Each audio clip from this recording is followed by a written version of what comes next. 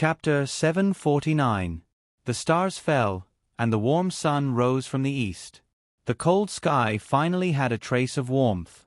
The noisy students who had fallen asleep in the early hours of the morning woke up one by one under the warmth of the curtains.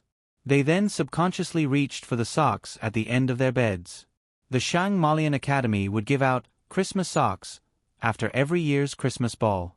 It was a one-time use prayer device made from the Shang Malian Holy Grail. The students would open the socks on Christmas Day, and they would be able to open all kinds of Christmas presents. Some of these Christmas presents were expensive, while some were cheap.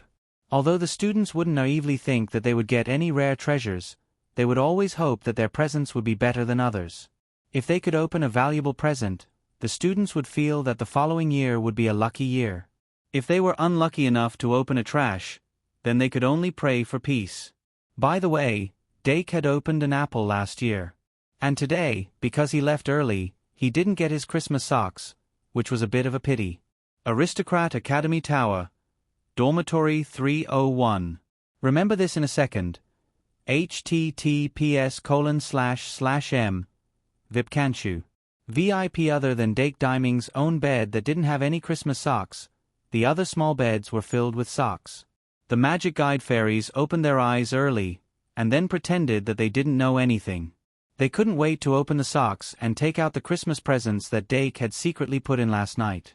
And in the Magical Animal Society's classroom, the sleeping magic guide fairies were doing the same thing, all of them excited and looking forward to it. Dake put in the card bag at the head of the bed, and the remaining magic guide fairies were also restless in the card bag. Dake was finally awakened by the aura they were emitting. He stretched out a hand from under the blanket, touched the card bag, and started chanting a summoning incantation. One by one, the magic guide fairies leapt out from the summoning light. Some of them had beds in the Mystical Animal Society, so they opened the doors and windows and either ran or flew over. As for those who didn't have beds, they walked towards the cupboard where the socks were hung. The famous duel master Lu Xun of Switzerland once said, "Don't worry about scarcity, but worry about uneven distribution." Therefore, when the Archmage treated the magic guide fairies, they had to be fair. Not a single one of them could be missing. This time, not only did Dake set a perfect example, he even gave everyone the same gift. Slacking off? Of course, he wasn't slacking off. Although they were all the same gifts, the shapes of each gift were different. Dake designed different shells according to the elf's physique, characteristics, personality, and other factors. Then, he had the Duke's mansion rush out a batch of photocopies. This was the Christmas gift he prepared for the elves. Photocopies had now become the hot-selling product of the nationwide duel club, second only to the simulation cards. As long as one injected magic power and thought at the same time, one could copy the scene in one's mind onto the book. It was very convenient for recording, taking notes, and taking pictures. For the magic guide fairies, this could solve the problem of most magic guide fairies being unable to speak human language. As for the magic guide fairies who could speak, they naturally wouldn't reject it. After summoning the last magical guiding spirit, Dark returned to his bed amidst the happy meows of the magical guiding spirit, and continued to sleep. For him, this was a rare act of willfulness. It wasn't until 9:30 in the morning that Dake woke up to the sound of knocking on the door. He stretched out his neck to feel the temperature, then retracted it again. After a long while, he finally lifted the blanket. At this time, the door was already opened. Anna and Luoc were wearing scarves, hats, and gloves. They wrapped themselves up tightly and said, "Good morning," at the door, then followed the magic guide fairies into the room. "Good morning." Dake sat on the edge of the bed and yawned. In his daily life, Dake Diming wasn't a very diligent person. When it wasn't necessary, he would show moderate laziness. Anna had lived in the Duke's mansion for a while, so she was already used to it. However, Luoc rarely saw this side of him. Some people showed the side of themselves that was too outstanding, so people would always subconsciously think that they were different from others. But in reality, everyone was human. One nose and two ears, they were all ordinary people. Luoc didn't feel any difference because of this. Her cheeks showed an unusual blush, but she still followed behind Deanna and sat on the edge of the bed. Ever since she was exposed in front of Panduola last night, she had been tossing and turning, unable to sleep. Later, when she finally fell asleep, she dreamed of some shameful things, so when she woke up in the morning, she was still in a daze. But no matter what, she still had to give him a Christmas present. So, she suppressed the shyness in her heart and walked over with Deanna. Deanna didn't have so many concerns. Although the ball last night wasn't very enjoyable, there was nothing that couldn't be passed after a night's sleep. If it really didn't work out, she could sleep again. So, when she woke up this morning, she was full of energy. She excitedly pulled Luo Si and ran over. "Merry Christmas." She opened her bright eyes wide and put the gift box in front of Dake. Then, she couldn't wait to see Dake, like a dog returning home with a frisbee in its mouth. Dake reached out and patted her head. He said, "Merry Christmas," and began to unwrap the gift. What could it be? The gift box was big, but it was heavy. It shouldn't be a bear pillow. Thinking of this, he faintly smiled, and then, he slightly froze. "How is it? Are you surprised? Do you like it?" Deanna laughed. Her eyes narrowed into a pair of crescent moons. Inside the open gift box, there was a small bear lying quietly on the ground. This year, Deanna didn't give a bear pillow for Christmas. She changed it to a bear. Of course, it wasn't a real bear. Even if she gave a real bear, it could still be kept in the Magical Animal Society, but it would become the society's bear. If she wanted to give a bear, of course, she would give a bear that would become Dake's bear. The bear cub lying on the soft cushion was less than half a meter tall. Its whole body was round, and its fur was a common brown color. At this time, it was curled up into a ball and sleeping soundly. Beside it, there was a small, inconspicuous flower pot. The end of the bear cub's tail was elongated into a stalk, and it was rooted in the flower pot. This was a pot of cat grass. But Dake was very sure that he had never seen this kind of bear grass in the Cat's Flower and Wood Shop. Such a situation could only mean that Miss Cat of the Cat's Flower and Wood Shop and Deanna had an evil deal in the dark. Of course, a surprise was inevitable.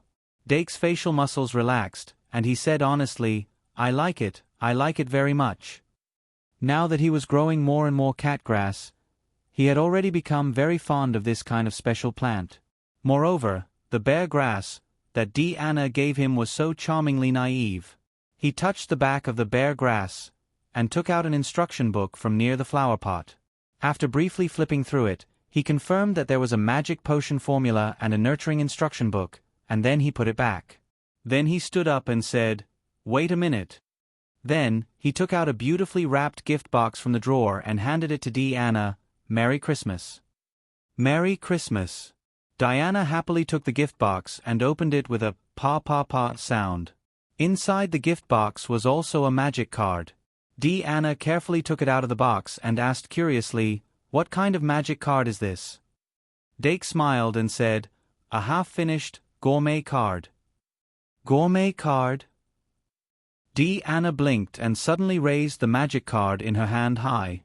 She quickly said, "How do I finish it?" "The method is very simple." Dake smiled and patiently explained. After listening to him, Deanna walked to the lab table and couldn't wait to start working.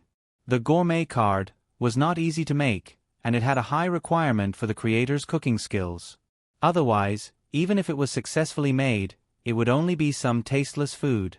In the academy, there were very few students who could make a qualified gourmet card, and there were even fewer students who could make a half-finished gourmet card.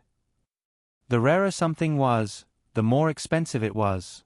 Dake spent a lot of credits to buy this half-finished gourmet card. But now that he saw Deanna so happy, it was worth it to spend a little. He walked to the bedside and was about to tell Luo Si that he would go into the bathroom to change out of his pajamas. Then he would start making the Christmas gift for Luo Si.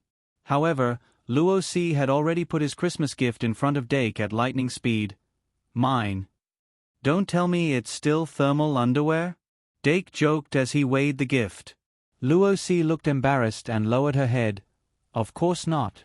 Dake smiled and said, "Then I'm looking forward to it." Luo-si struggled for a while and asked, "You don't like thermal underwear?" Dake blinked and said, "I was wearing it last night." Luo-si didn't say anything else. Dake sat down beside her and started to open the gift box. After a while, he took out a book from the box. The book was very thick, but because it was bound with animal skin, there weren't many pages in the book. The title of the book was written on the cover, Book of Animal Language. "Where did you get this?" Dake was a little surprised. "I got it from the ancient goblin bookstore," Luo-si said. "I think you'll like it." Dake's magic guide fairies were mostly birds and beasts. He had also founded the Magical Animal Society and raised so many catnip plants, so it was easy for people to think that he was a bird lover. Well, that wasn't a misconception. Dake's eyes twitched. Ancient goblin bookstore? Why can't I get a good book like this? This Book of Animal Language was clearly a magic book, and it was a rather advanced type. Using this magic book, he should be able to learn a spell called Language of Animals. A magic book like this that was very practical and didn't have any barriers to learning should be something that everyone would scramble for. In theory, it shouldn't be possible to get it from the ancient goblin bookstore. Luo-si said, "When I bought it, it had another name." Dake, "What name?" Luo-si blushed and said, "The Encyclopedia of Postpartum Care for 1,800 Types of Birds and Beasts." Dake was stunned for a moment, then he asked carefully, "Why did you want to buy it?" Luo-si explained, "My elective is medical. Anyway, it was sealed at first, but I unsealed it later. I thought you'd like it, so I kept it as a Christmas gift." "Alright, it should be a one-time use magic book, so don't give it to others." Dake stared at her profile for a while, then he took a deep breath and said, "Thank you." Luo-si hurriedly said, "Christmas gifts come and go," Dake said with a smile. "It's a good thing that I prepared a valuable gift, or else I wouldn't be able to give it to you." He put the Book of Animal Language on the bed and said, "Wait a moment." There was nothing to hide. In front of Anna and Luo-si, Dake picked up the rabbit grass from the cradle, took out a thinking bottle from the cabinet, and took out a magic brain dropper, and walked to the balcony. Luo-si followed him curiously, and when he squatted in front of the worm tree, she squatted down as well. Dake thought for a while, and then put the rabbit grass into her arms. Luo-si stroked the fat rabbit, and couldn't help but ask, "Are they still selling it in the cat flower shop?" "It shouldn't be long before it goes on sale," Dake said as he sucked the moon god's version of bliss out of the thinking bottle with the magic brain dropper, and then he injected it into the worm branch one by one. After one was full, he asked Luo-si to pick up the rabbit grass to suck on the worm branch. Luo-si's eyes lit up as she looked at the rabbit grass that was wriggling its three-petaled lips, and she liked it very much. It was the strange shape of the worm branch that made her a little shy. As the moon god's version of bliss was sucked into the rabbit grass body, and then it was transferred to the top of its head, and a small sprout suddenly popped out. "Ah!" Luo-si exclaimed softly, and then she looked at the sprout in surprise as it gradually grew. Not long after, Anna's surprised exclamation came from the room, and the sweet and sour smell of meat wafted out. Anna, who had successfully completed the half-finished gourmet card, ran over excitedly with the dish she summoned. She ate it while watching the plant on top of the rabbit grass head blossom and bear fruit. At this moment, she and Luo-si finally understood why Dake was raising so many cat grass. The two of them were surprised by what they saw, and at the same time, they were happy that Dake had revealed this secret to them. When the fruit of bliss moon formed, Dake picked the fruit, cut off the stem, and returned to the room. He thought for a while, and summoned Kettle Kettle to his side, and let it squeeze the fruit of bliss moon into juice.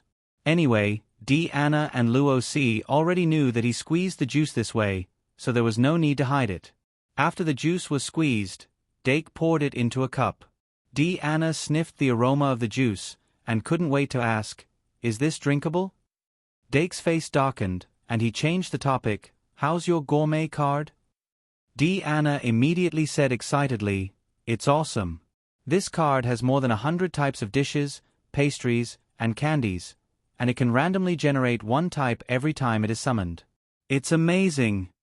"It is indeed amazing," Dake said in surprise. Maybe he should give that senior a bit more money? Then he said to Luo Si, I won't put this cup of juice into a box. It contains the biological factor of rabbits, the power of the moon, and another special power, which can be used to create magic elves. Do you have any high-grade materials related to rabbits? Oh, hashtag. Chapter 750. Dark had long thought of gifting Rose a fruit of bliss as a gift. However, to prevent her from keeping the fruit of bliss like a treasure, he was prepared to teach her how to use the fruit of bliss step by step. If she failed, he would give her another one. The method of using the fruit of bliss to create a magical fairy card was actually different from the normal method in terms of details. Without his guidance, it would be easy to waste it. Moreover, he had to watch Luo Si use it to prevent the possibility of the fruit of bliss being lost. In addition, the idea of giving the fruit of bliss to Luo Si had a certain degree of experimentation in it from the beginning. He wanted to see if anyone other than himself could use the fruit of bliss to create a magical fairy. If they could, would the magical fairy be within the range of Digital Beast, Yu-Gi-Oh! Monster, and Pokemon like him? In the end, would they have intelligence after being created, and would they have the potential to evolve? Luo Si picked up the fruit juice and carefully observed it. After a moment, she said, There are some high-grade rabbit ingredients. Dake, are all your magical fairy cards made from this fruit juice? Dake smiled and said, You can say that. The fruit of great sin was made by injecting the fruit of great sin into the body of the catgrass. The so-called fruit of great sin was actually a spiritual substance that overflowed from his brain. Remember the website, Vipkanshu. 6. Therefore, the final fruit of great sin not only contained the biological factors of the catgrass, but also the characteristics of the fruit of great sin itself. It also contained his mental energy and magic power. It could be said that it was the final product of everything he had. This fruit was the core of his magic elven refinement system. Of course, he couldn't go into the details of the above. He didn't even want to tell her the name of the fruit of bliss. Therefore, when Luo Si asked him what the fruit was called, he smiled perfunctorily. Why don't we try it now and see what kind of magical fairy we can create? He was leaving tomorrow, so he had to watch Luo Si use it today. Luo Si had always been very smart. When Dake told her that the glass of juice could be used to refine a magical fairy, she knew that it was a very precious Christmas gift. Moreover, there must be a great secret hidden in the fruit juice. Therefore, when Dake suggested that they refine it on the spot, she agreed without a second thought. I built a lab in the dormitory too. Her heart was beating violently as she turned to leave. A few minutes later, Dake left the room and walked towards Luo Si's room. At this time, he had already changed into his clothes and washed up simply. No matter the time, maintaining tidiness was a must for a noble. He knocked on the door and entered. Inside the room were Anna, who was fiddling with the gourmet card, excitedly, and Luo Si, who was hurriedly selecting ingredients. Give me some. Dake walked to Anna and snatched the food from her mouth. He hadn't had breakfast yet. Eat, eat. Anna happily summoned food and stuffed it into his mouth. The room was filled with a delicious aroma. After Dake was half full, he stood up and instructed Luo Si to select ingredients. In addition to the selection of the core ingredients, the selection of the auxiliary ingredients was also very important. Different core ingredients needed to be matched with different auxiliary ingredients. There were a lot of things to pay attention to. If one didn't have enough experience, they would have to repeatedly try and make mistakes. Dake walked to her side and asked, Where are your core ingredients? Luo Si took out a few high-grade ingredients and placed them on the table. She said, I have 3. 2 were from the underground city, and 1 was from Halloween. Dake lowered his head to observe and carefully ponder. The 3 ingredients were all parts of a rabbit's body. The first one was a rabbit's eyeball that looked like a ruby. It was emitting a fiery aura.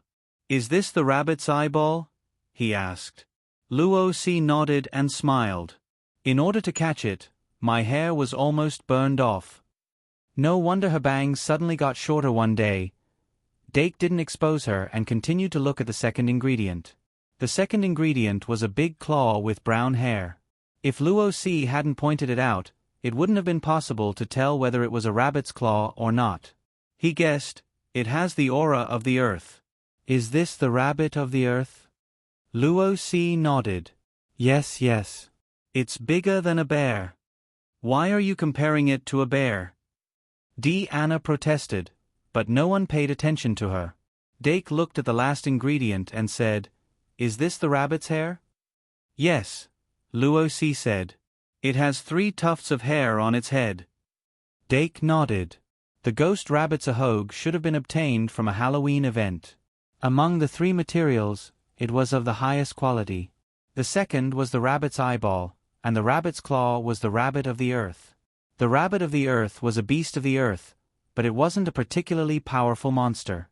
The attributes of these 3 rabbit materials easily made him think of 3 different rabbits with different attributes. Flaming rabbit, digging rabbit, ghost rabbit? No. Although ghost rabbit and ghost rabbit have similar names, it seems to be a Yu-Gi-Oh monster with the light attribute. Also, it's humanoid. I can't tell if it's a rabbit from the card. Dake shook his head. The ghost rabbit's hair was of the dark attribute and ghost attribute. It was most compatible with the Elysium juice, and it was the highest quality core ingredient. It should have been the best choice. But at that moment, he really couldn't think of any rabbits with dark powers in Pokemon, Yu-Gi-Oh, and Digibeast. For the sake of the experiment, it might be the best choice to choose the fire attribute and the ground attribute. The only problem was that the Elysium fruit couldn't lead to the fire attribute or the ground attribute. In the end, the characteristics of Flaming Rabbit and Digging Rabbit didn't have a focus with the Elysium juice. So it was hard for him to make a decision. After a while, he asked, "Which ingredient do you want to use?" Luo Si thought for a while and immediately put the ghost rabbit's hair to the side. Well, she didn't like ghosts. So this bunch of ghost rabbit's hair hadn't been dealt with yet. Fire attribute and ground attribute. The fire attribute is more inclined to attack, and the rabbit's eyeball is of higher quality. Can I choose this eyeball? Then this eyeball. It's a random method anyway. Dake couldn't help but smile. Luo Si puffed up her cheeks and suddenly turned around to take out a small bottle from the cabinet. She shook it in front of Dake. The small bottle was filled with glittering silver sand. "Is this star sand?" Dake showed a surprised expression. Luo Si said proudly, "This is a gift from the Christmas stocking. I'm sure my luck will be good in the new year. I hope I didn't use up all my luck this year." Dake thought of his little apple and felt sad. After that, Dake gave some pointers on how to choose the auxiliary ingredients and stood aside with his sleeves tucked up. After Rose finished preparing the supplementary materials, he simply pointed out a few key points to take note of when crafting the magic item. After that, he didn't say anything else. Having been a professor for so long, he naturally had a good grasp of the limits of his teaching.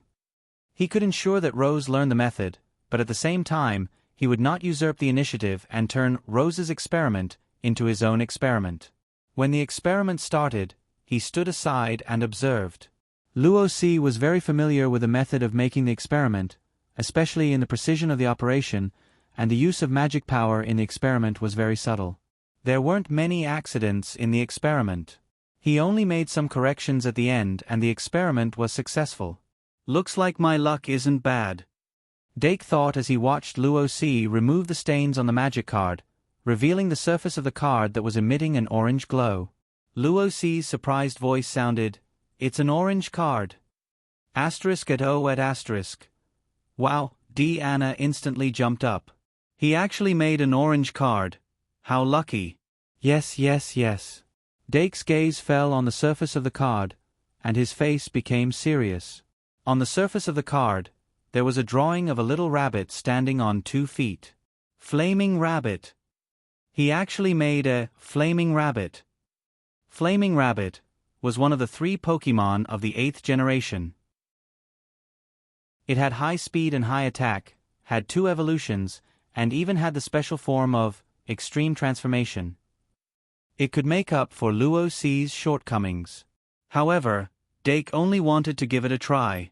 He didn't expect Luo Ci to actually make a Pokemon. Moreover, he used the Bliss Fruit to make a Fire-type Pokemon. Although this Flaming Rabbit was only an orange card and not a gold card, it was still not bad. This way, I can finally verify some of my thoughts. After all, the Bliss Fruit contains my spiritual matter. There is a possibility of making a Pokemon out of it. I just don't know if my Bliss card will work on it.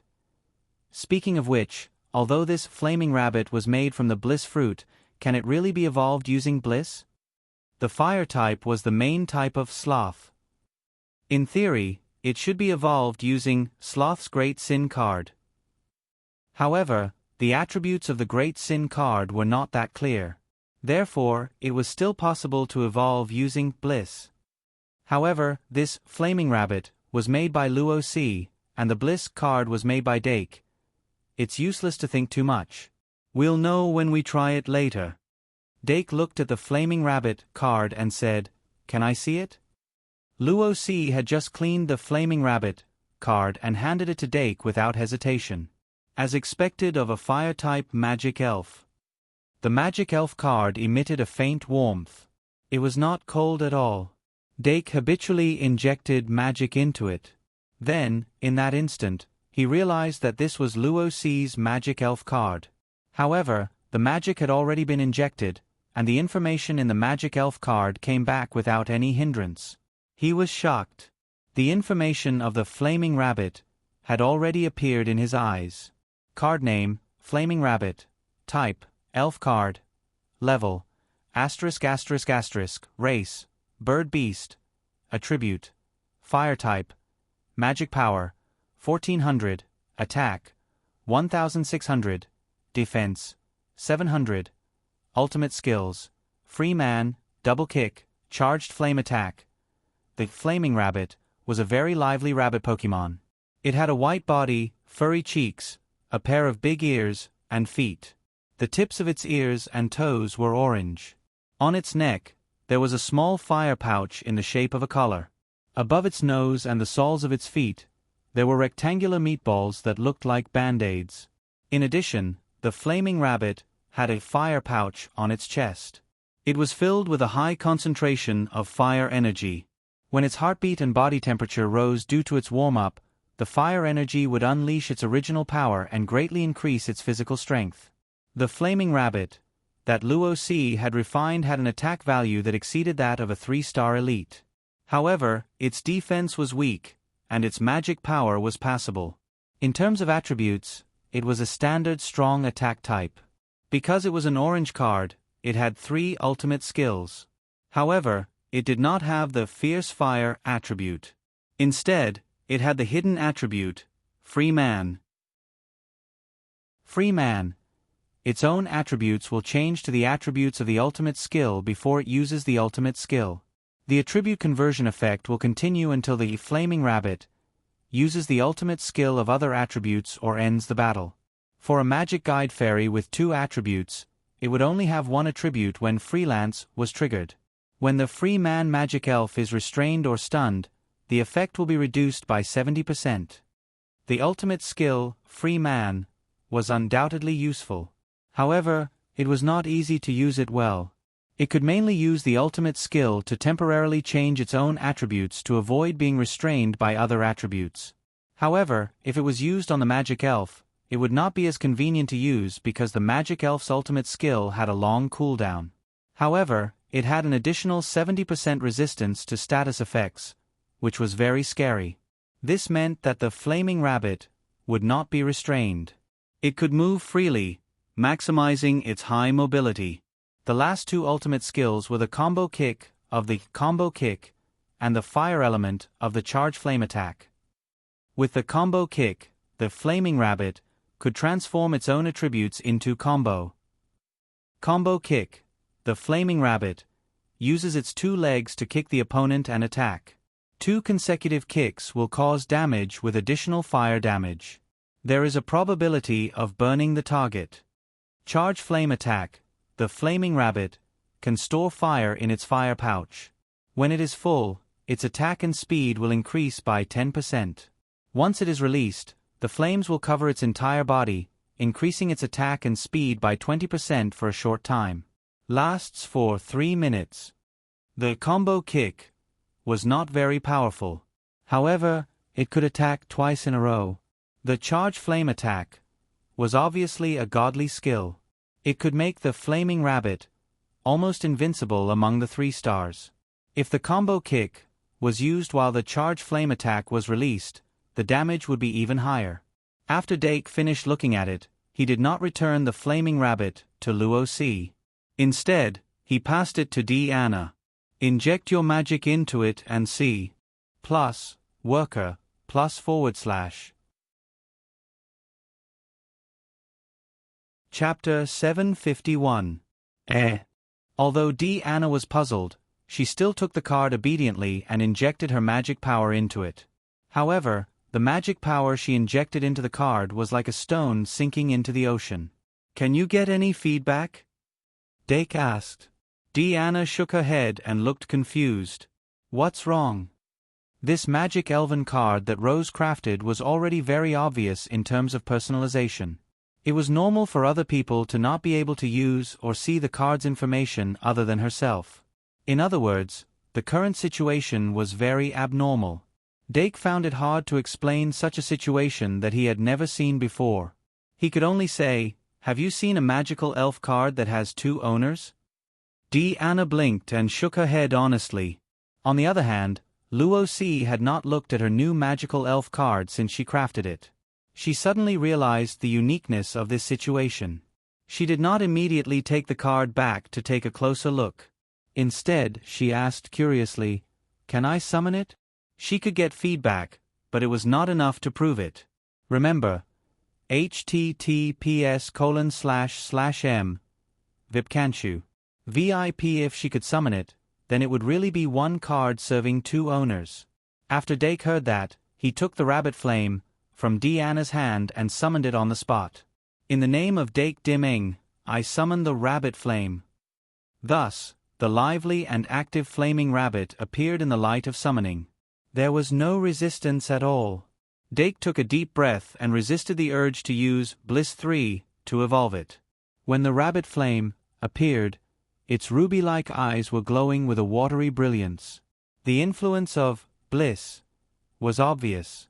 After it landed, it suddenly turned around and showed its strong jumping ability. It jumped into Dake's arms and rubbed against him. It was as if Dake was the one who crafted it. After seeing this, Luo Si opened her mouth subconsciously. She did not know why, but she felt jealous. Of course, there was no way she was going to admit that she was jealous of her own magic guiding fairy.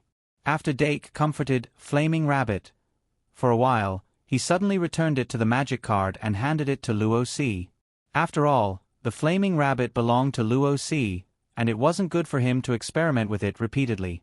He planned to wait until Luo Si summoned it, and then experiment with the Bliss 3 only once. Luo Si took the magic card and immediately infused it with magic power to check the information. Then, her eyes gradually widened in surprise. On the surface, Flaming Rabbit's stats were already very powerful. The combination of the killing moves also revealed an indomitable aura. Freedom as status resistance made it impossible for him to be controlled. He was already extremely fast, and with the buff of Charged Flame Strike, he was even faster than before.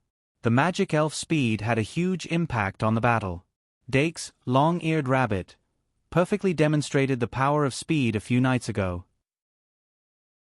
Luo Si lacked this kind of high attack and high speed magic guiding fairy. With Flaming Rabbit, she could effectively make up for this shortcoming.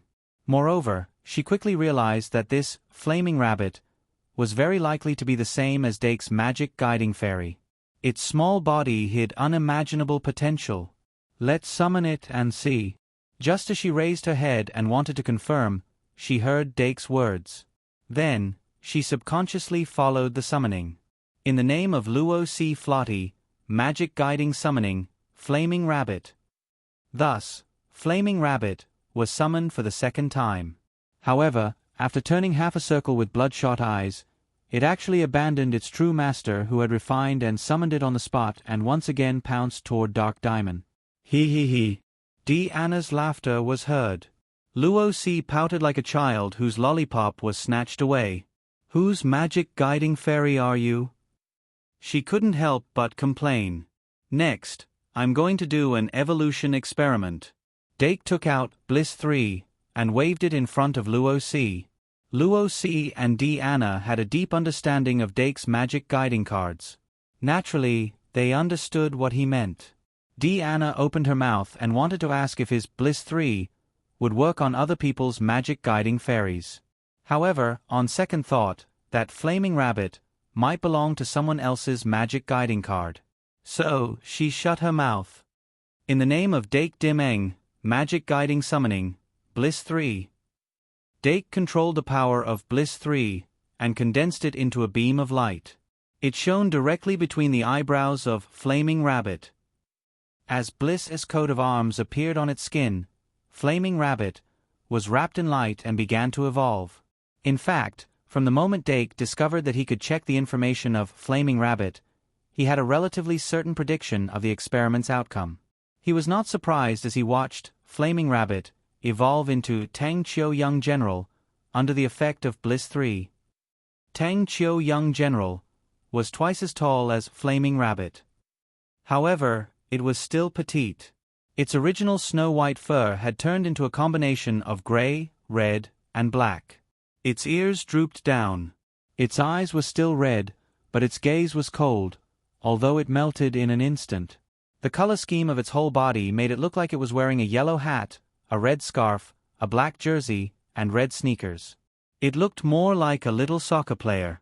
In order to prevent it from showing any attitude during its first evolution, Dake quickly carried it and pressed it against his chest. Then, he said to Luo Si, "Look at the changes." Luo Si stared at Tang Qiu Young General, with his eyes wide open. After 2 seconds, he reacted and immediately looked at it excitedly. Card name, Tang Qiu Young General. Type, Sprite Card. Level, 4all. Race, Bird/Beast. Attribute, Fire. Magic Power, 2000. Attack, 2700. Defense, 1200. Killing Skills, Freedom, Bounce, Charged Flame Attack, Free Shooting. It actually turned into a 5-star sprite. Luo Si's eyes were full of splendor. Anyone who saw Dake's duel was envious of his evolution system. Luo Si never thought that one day, he would actually get a sprite that could evolve. This Christmas gift was really too precious.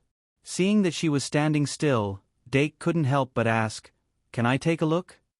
"Okay." Luo Si responded and handed the Sprite Young General magic card to Dake. Dake immediately injected his magic power to check it. Tang Qiu Young General's attack power was more outstanding. However, its magic power could only be considered to have passed the passing line. Its defense was still weak. As for its killing skills, it had 4 killing skills. After evolving, it was indeed upgraded from an orange card to a gold card. Dake immediately checked the details of the killing skills. Among the 4 killing skills of Tang Qiu Young General, Freedom, and Charged Flame Attack were retained. These 2 killing skills were originally the core of Flaming Rabbit's ability, so it was naturally good to retain them. With a substantial increase in its basic attack power, Charged Flame Attack's attack power had become even more exaggerated. In its normal state, it had an increase of 270 points, and after it was released, it reached as high as 540 points. It was already not inferior to a weapon-type passive skill. However, the increase in attack power was only one part of it. The faster speed was the core. Tang Qiu Young General did not have double kick, but it had bounce. Bounce was a flying-type killing skill, and it further increased the range of freedom. Bounce. Tang Qiu Young General accumulates strength, causing its bouncing ability to multiply. After jumping into the air, it enters a temporary, flying state and gains the ability to float. The accumulation of strength in its legs would increase its bouncing ability, and at the same time, it would also increase its attack power. The power of double kick was relatively low, but a bounce, which replaced it, was not weak at all. Moreover, the ability to levitate for a short period of time greatly compensated for young General Tang Qiu's attack range. However, Tang Qiu young General's core killing move was still free shooting. Tang Qiu young General could only learn its ultimate skill, Fireball, after it evolved into Flaming Ace.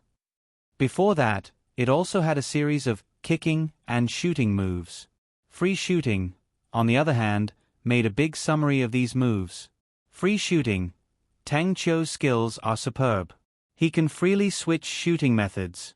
They are double kick, flame kick, mud shot, lower body kick, trash shot, head hammer.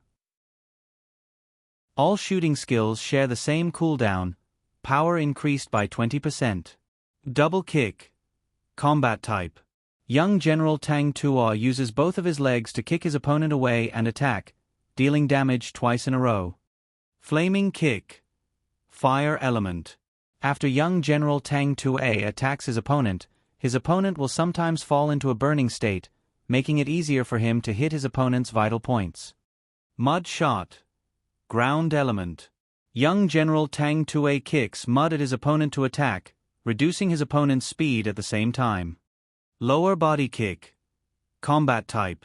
Young General Tang Tua uses his agile movements to aim at his opponent's feet to attack, reducing his opponent's speed and causing him to fall. Trash shot. Poison element. Young General Tang Tua kicks his opponent with dirty trash that contains poison, sometimes causing his opponent to fall into a poisoned state. Head hammer. Normal element. Young General Tang Tua is good at using his head to attack his opponent, sometimes causing his opponent to shrink back.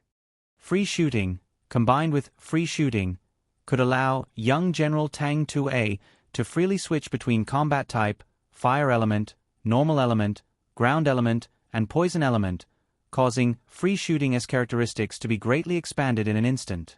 It was a pity that all shooting skills shared the same cooldown, which meant that he couldn't switch seamlessly and use 6 killing moves in a row. Fortunately, the cooldown isn't too long. Moreover, the passive effect of the power increase by 20% makes up for the weakness of some of the shooting skills. After Dake finished reading, he returned young General Tang Tua to Luo Si. Of course, he returned the magic card. Young General Tang Tua was lying in his arms and couldn't be moved at all. He recalled the killing move of young General Tang Tua, as if he could already see the scene of young General Tang Tua charging straight into the duel and shooting the opponent's magic ball with one kick. High speed, strong attack, and flexibility. Coupled with the high intelligence after the activation of spiritual intelligence, the strength of the surface data was no longer enough to evaluate its strength. After Luo Si took back the magic card, she excitedly got together with Anna and chatted about young General Tang Tua's killing move. Until a certain moment, Anna suddenly mentioned something. Luo Si suddenly raised her head and muttered, "If you didn't mention it, I would have forgotten that I don't have an evolution card." The temperature in the room suddenly dropped. Young General Tang Tua turned his head sensitively and secretly glanced at his real master. Dake squinted his eyes and thought if he provided Bliss, would it be possible for Luo Si to refine a Bliss card that belonged to her? In theory, since the Bliss fruit could be used to refine the Flaming Rabbit successfully, then the possibility of using Bliss to refine the Bliss card was not low. Let's experiment. A strong desire for knowledge emerged from the bottom of his heart, so much so that his greed had increased. Now, the moon god's version of Bliss in his hands had already exceeded 1,000. It was just a simple experiment, so he could still afford it. Moreover, the refining method of the Bliss card was actually not considered a secret. If he did not use magic patterns and only used the initial refining method, it would not matter if the secret was leaked. So, he opened his mouth and said, "My evolutionary system is actually derived from the system of spiritual magic. Forming a spiritual bond with a magic elf that gives potential, a strong spiritual power can stimulate the magic elf's potential and achieve evolution. So, even if I don't use the magic card, I can still make it evolve." This was not a baseless statement. The super evolution of the Little Devil Beast, Demon Fox Beast, Diru Beast, and so on had given him a deeper understanding of his own evolutionary system. When he cultivated the magic fire to the second chapter of the Soul's Fire, he would start to try not to use the Great Sin card, and purely use spiritual power and bonds to promote the evolution of the magic elf. At that time, his evolutionary system would be considered to have truly matured, and it would also mark the beginning of a new stage in the research of the Great Sin.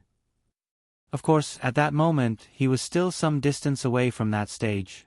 So, he changed the topic and said, "But now, I can try refining an evolution card."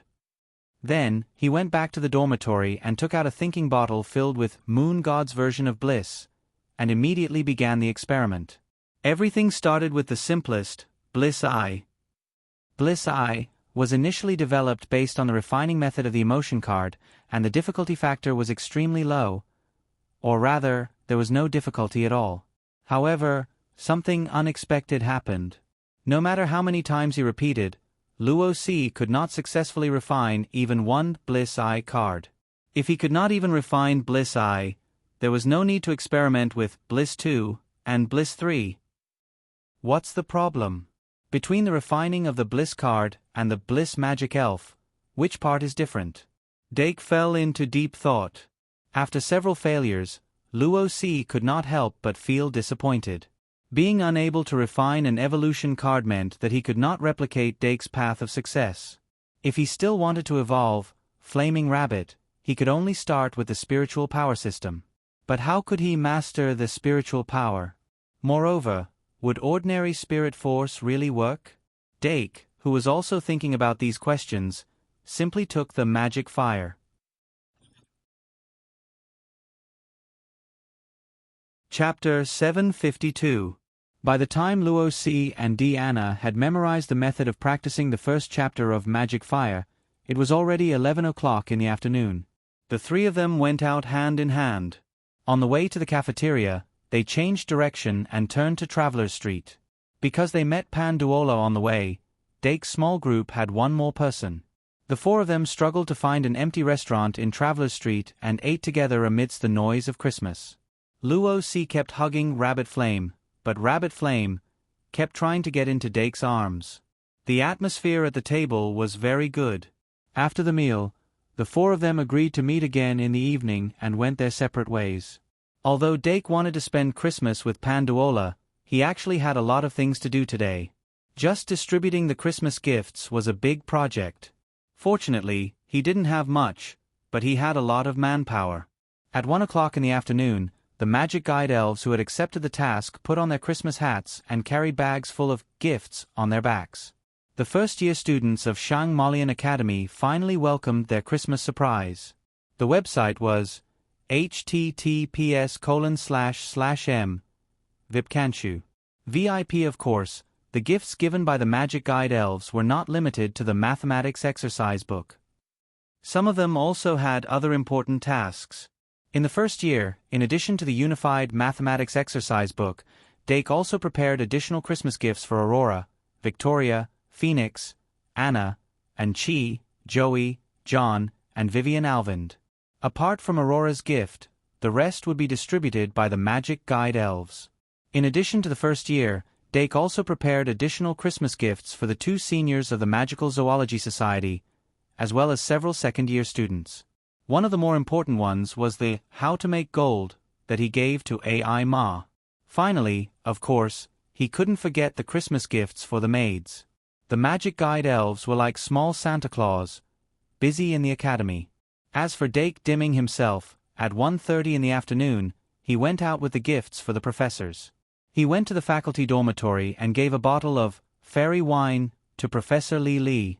Then, he hung a Guide to Interracial Communication on Professor Ka Zayer's door handle. After that, he gave Professor Stephen Harvey a Christmas gift before he went to Professor Shi Erfu's door. Dong dong dong, dong dong dong. After knocking on the door a few times, Dake confirmed that Professor Shi Erfu was not in the dormitory. He let out a sigh of relief and put the large gift box that Uncle Simmons asked him to give him at the door.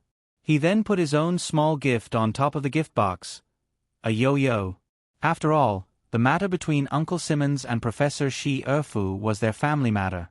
As an outsider, Dake had forcefully interfered the first time, and it was not appropriate for him to go any further the second time. It was enough for him to deliver the gift. He left quickly and did not stop at all. After he disappeared around the corner, Professor Shi Erfu walked out of the wind and looked at the gift box at the door with a frown. Dake walked even faster. A few minutes later, he appeared in front of Claire's dormitory and knocked on the door. "Merry Christmas, young master." It was Ali who opened the door. "Merry Christmas, Sister Ali."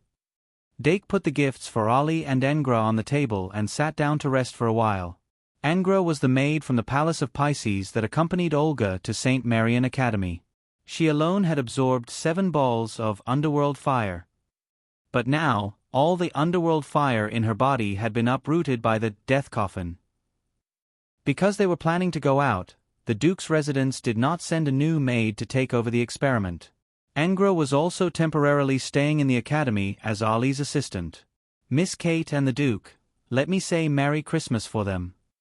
Ali took out a bunch of gift boxes from the room. "Also, they liked the wine you gave them." "That's good." Dake picked up a gift box and opened it. Among these Christmas gifts, other than Claire and Yalvette's, the rest were from the maids. The gifts were not particularly expensive, but they were full of thought. It was obvious that a lot of effort was put into choosing or making them. Dake liked them very much. Keeping the best things for the last, Dake saved Claire and Yalvette's gifts for the last. Last Christmas, Claire gave him the Paradise. This year, she also gave him a semi-finished magic card. Yalvette gave him a 3-piece set to keep him warm, a scarf, a hat, and a pair of gloves. These 3 sets were made of the same material. While keeping warm, they would not be stuffy. If the temperature was too high, they would absorb and store heat to ensure that they would not overheat. Moreover, they were extremely tough. But these were not important. What was important was that Yalvette took time out of her busy schedule to make them herself. The downside was that the color was too bright. It was a fiery red. In terms of clothing, Dake actually preferred low-key black or white. But since it was a gift from his mother, he had to grit his teeth and wear it. He put the scarf, hat, and gloves aside for the time being and picked up the gift from Claire. In addition to the semi-finished magic card, there was also a manual in the gift box. He opened the manual and browsed through it. Then, he had a better understanding of Claire's Christmas gift. The magic card was called the Adventurer Bird. It was a type of magic fairy that Claire had personally developed. It was extremely functional. "Do you have a magic pen and the basic materials?" Dake asked. "Yes." Olga smiled slightly. Dake made a list and asked Angra to bring it over. Then, he directly finished the Adventurer Bird in the living room. The Adventurer Bird was only a 3-star magic fairy.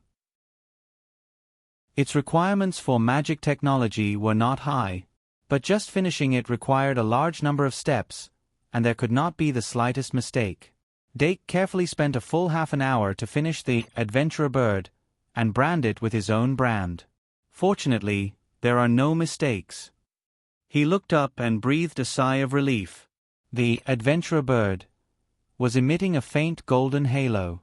It was a gold card, but there were strong and weak gold cards. Although the Adventurer Bird had 4 sure kill skills, it was not a powerful magic fairy card. It looked like an ordinary parrot, but there was a 4-petaled lotus imprint on its forehead. Dake picked up the magic card, infused it with magic, and quickly received the information on the card. Card name, Adventurer Bird. Type, Fairy card. Level, *****. Race, Bird/Beast. Attribute, Flight/Fairy. Magic power, 1314. Attack, 888. Defense, 666. Sure kill skills, Eye of Record, Tongue of Translation, Feather of Concealment, Claw of Purification. The Adventurer Bird. S3 measurements were very unique, but these were not the main point. In addition to the flight attribute, the Adventurer Bird also had the Fairy attribute. Its 4 sure kill skills were very unique. Eye of Record. The eyes of the Adventurer Bird give it extraordinary vision and powerful recording ability. It can record and project everything it sees within 24 hours. Tongue of Translation. the adventurer bird's tongue is very nimble. Not only can it speak human language, but it can also recognize dozens of languages and translate at the same time. Feather of concealment. The feathers of the adventurer bird can cover its breath and hide itself. If it spreads its wings, it can release a concealment enchantment and hide items within range. The feather of concealment also has a certain poison identification ability. Claw of purification. The claws of the adventurer bird can release healing and purification light. It can also purify some common abnormal statuses while healing wounds. As the name suggested, the adventurer bird was undoubtedly a magic fairy that specialized in adventuring. With the Eye of Record, adventurers' detection ability would be greatly improved, and they would not have to worry about getting lost. With the Tongue of Translation, adventurers would be able to communicate with outsiders more easily. With the Feather of Concealment, adventurers would have another way to escape. It could also identify poisons, which would be a great help in obtaining food. With the Claw of Purification, adventurers' ability to survive in dangerous situations would be greatly improved. Claire obviously knew that he was going out, so she specially sent him this magic fairy card.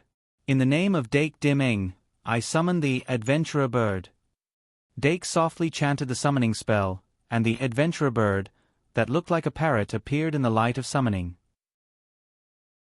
It then landed on his shoulder and intimately rubbed against his cheek. Dake teased its chin and smiled. When we get back, I'll help it activate its intelligence. That was what he thought. In the following time, Dake and Olga continued to discuss their plans in the dormitory. Although the team this time was very powerful, they did not let down their guard. The Demon King in the White Gouda could obtain great power through learning. Although the Demon King in the West did not have a unique learning environment like the Shang Malian Academy, it would not stop there.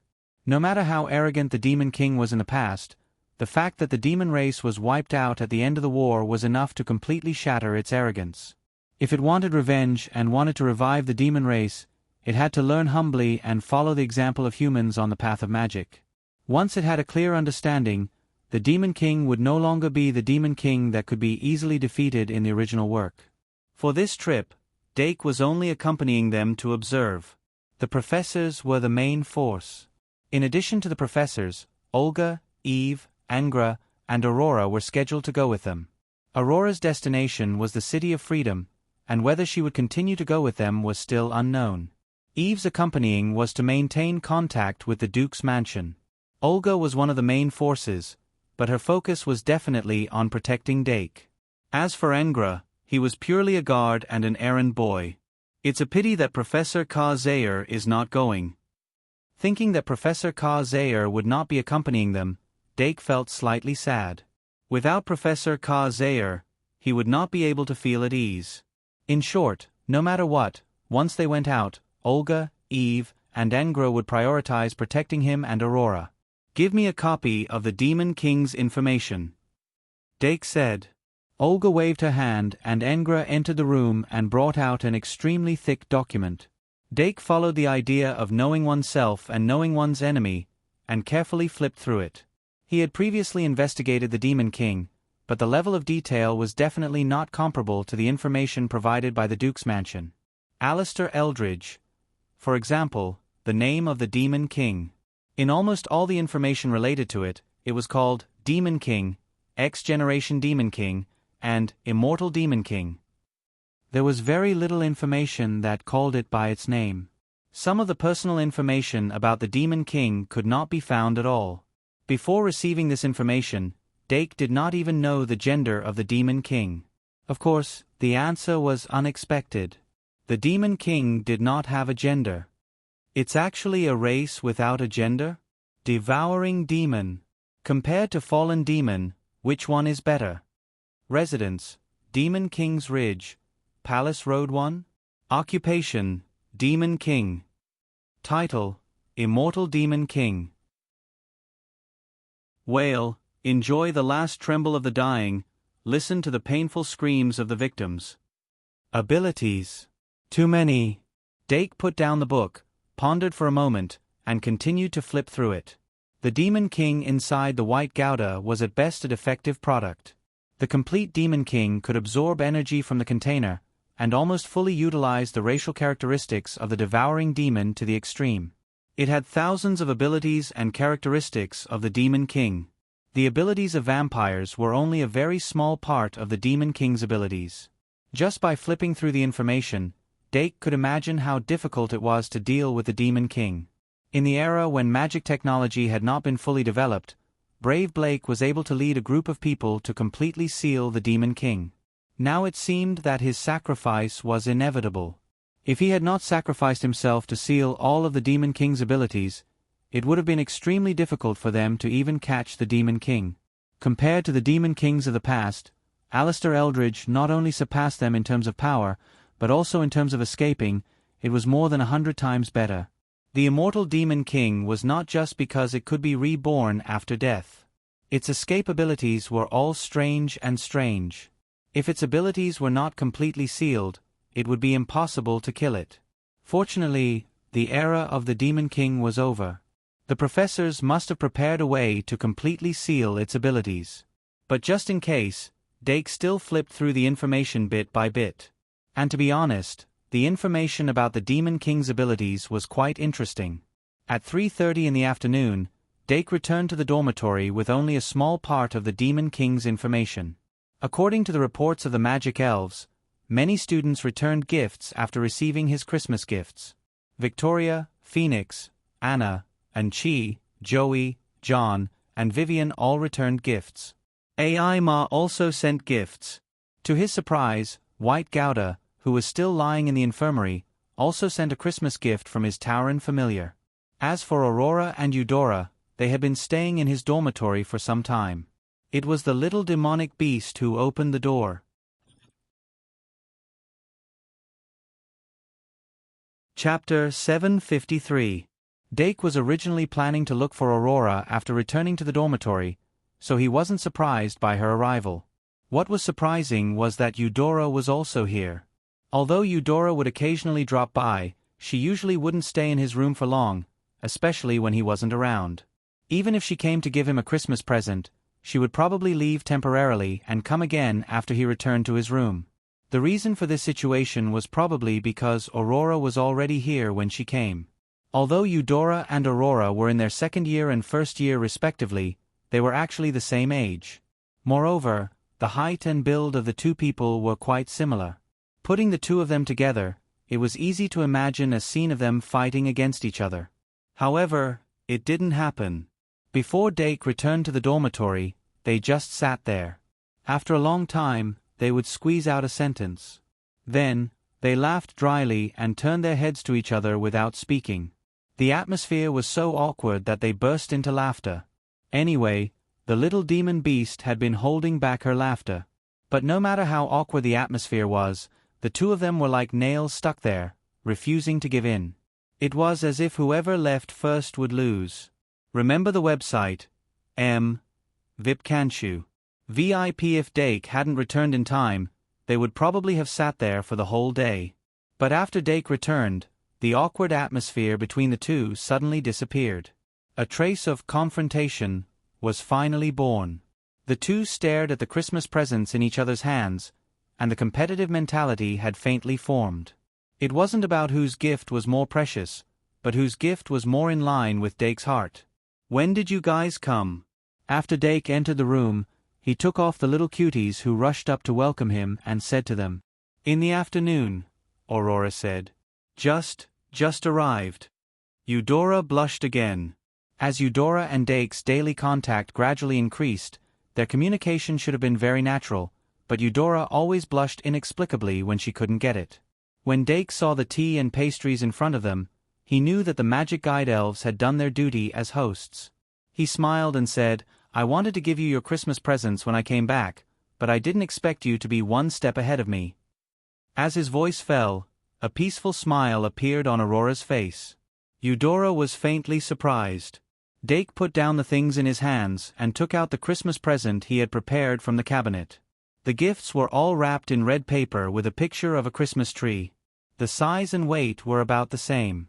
At least from the outside, it was hard to tell whether these two gifts were good or bad. Dake couldn't help but rejoice when he took them out. He walked up to Aurora and handed her one of the gifts. "Merry Christmas, little Aurora." "Merry Christmas, Dake." Aurora also presented her gift. However, Dake didn't open it on the spot. Instead, he turned to Eudora and gave her another gift. "Eudora, Merry Christmas." "Merry Christmas, Dake." Eudora also quickly gave her gift. The three of them completed the gift exchange. Then, in front of them, Dake solemnly placed the 2 Christmas gifts he received at the top of the cabinet. Then, he put the gifts from the maids into the cabinet one by one. He wasn't stupid. How could he open the gifts in front of the 2 of them? Seeing that the 2 of them had no intention of leaving, he simply sat down and looked through the gift boxes piled up on the table. Those gift boxes were the Christmas gifts that Victoria and the others had given him in return. Dake simply looked at who had sent the gifts and didn't open them to take a closer look. Aurora naturally came over and looked at the names written on the gift cards. Eudora sat there, holding Dake's gift, feeling a little uneasy. Dake maintained his smile. His brain was working at high speed, looking for a way to break the situation. Seeing that the remaining gifts were getting fewer and fewer, he finally found an opportunity to break the situation. "White Gouda? Isn't he still lying on the hospital bed? It seems that I have to prepare some gifts for him in return. Well, this is from Luo Boat. I didn't expect them to send gifts. What should I give in return?" "I'll go back first, Dake." Seeing that Dake had something to deal with, Aurora sighed regretfully and finally got up to leave. "Then I'll also." Since Aurora had left, Eudora naturally couldn't stay any longer. After dragging White and Luo Boat's clothes, Dake finally sent them away as he wished. He breathed a sigh of relief and waved to the little fiend magical beast. The little fiend magical beast's heart tightened and said subconsciously, "I didn't open the door." "Ah," Dake said in surprise. "Is there a problem with opening the door?"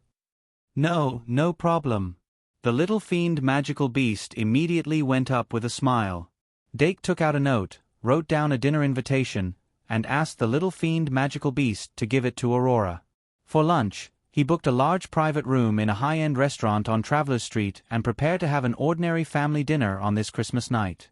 Although the Christmas dinner was usually held on the eve of Christmas Eve, because of the Christmas ball in the academy, the students had always moved their private dinner to the night of Christmas, which was tonight.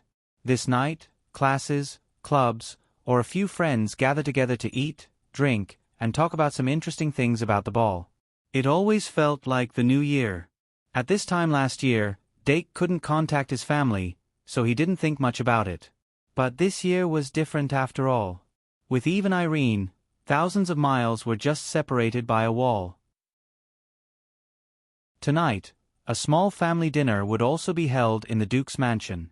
After the little fiend magical beast flew away with the note, Dake took out the Christmas gift from Aurora and Eudora from the cabinet. He actually wanted to know what was in the gift box. Aurora was a first-year student and had limited channels to obtain credits, so the gift box shouldn't be anything particularly valuable. According to Dake's understanding of her, it was very likely that it was a 3-piece thermal set that she had woven herself. But that would overlap with Yvette's gift. "I hope not," he thought greedily and quickly opened the gift box. Soon, he saw the Christmas gift from Aurora. It was a mechanical pocket watch with silver edges. In this world, there was actually enough technology to make precision watches. However, what was really popular on the market was still a pocket watch the size of a palm. It was heavy and inconvenient, but since it was a gift from Aurora, he had to bring it no matter how inconvenient it was. Dake folded the chain and put the pocket watch into the bag on his chest. Then, he continued to open Eudora's gift box. Eudora had given him a crystal ball necklace. The small crystal ball was inlaid with an extremely complicated magic circuit that could assist an astrologer in using astrology. Dake knew at first glance that this crystal ball was definitely Professor Mish's work. Therefore, in terms of value alone, the value of this crystal ball necklace was probably slightly higher than the mechanical pocket watch. However, his level of astrology was limited, and he didn't often divine. Therefore, in terms of practicality, the pocket watch was indeed more useful. But he still put the necklace on his neck and got up to look in the mirror. I suddenly feel uncomfortable with something on my neck. He thought for a while and suddenly had an idea. He removed the chain from the pocket watch and replaced it with the crystal ball necklace. He didn't expect the combination of the pocket watch and the necklace to be so suitable that he couldn't put it down. On the other side, Eudora, who had returned to the dormitory, couldn't wait to open the gift box. She didn't receive many Christmas gifts this year, but almost everything she wanted was here. Now that she had Dake's Christmas gift as the finale, this year's Christmas was considered perfect. She smiled softly and opened the gift box. Then, she saw a copper coin that was actually quite familiar. It's actually a 7-star coin. Eudora's eyes instantly flashed with surprise. This copper coin was circular with a total of 7 small holes in the middle. The surroundings of each hole were engraved with star-like patterns, front and back. Professor Mitya had given a special introduction to it in her class. The 7-star coin originated from the ancient sky capital. If it was illuminated by moonlight, the moonlight would pass through the 7 holes and reflect a starry sky formation on the wall. Those who carried 7-star coins with them could see the trajectory of the stars more clearly. Every time little Ivan went to class, he would wear a necklace with 7-star coins. This 7-star coin naturally couldn't be taken off from Ivan's neck. In fact, Meow Meow's treasure basin had been attracting wealth and gathering treasures. It had accumulated a lot of treasures over time. Among them, there were 6 7-star coins. Dake snatched the food, so he took one and gave it to Eudora as a Christmas gift. As for the Christmas gift for Aurora, it was actually a treasure that Meow Meow had attracted. Aurora, who returned to the dormitory, opened the gift box immediately and looked at the gift in the box in a daze. Dake's Christmas gift was 2 brooches made from 2 gems of fire attribute and ice attribute. She bent her finger and tapped the table lightly. The flaming sun elf and frost moon elf hidden in her hair suddenly flew out and drilled into the 2 brooches. Joy came from the hearts of the little elves. Aurora propped up her chin and wondered if she should engrave her and Dake's names on the back of these 2 brooches. Soon after, the little demonic beast knocked on the door. Dake put the pocket watch with the crystal ball necklace back into his chest pocket, then opened all the gifts in one breath. Except for the prank toys sent by the 2 little princesses that caught him off guard, the other gifts were normal. AI Ma returned the favor and sent a book, Golden Sheep and Gold-Eating Dogs, about the love and hatred between the sheep with golden wool and the shepherd dogs that fed on gold. This was the story between the guardian and the guardian, as well as the story between the predator and the prey.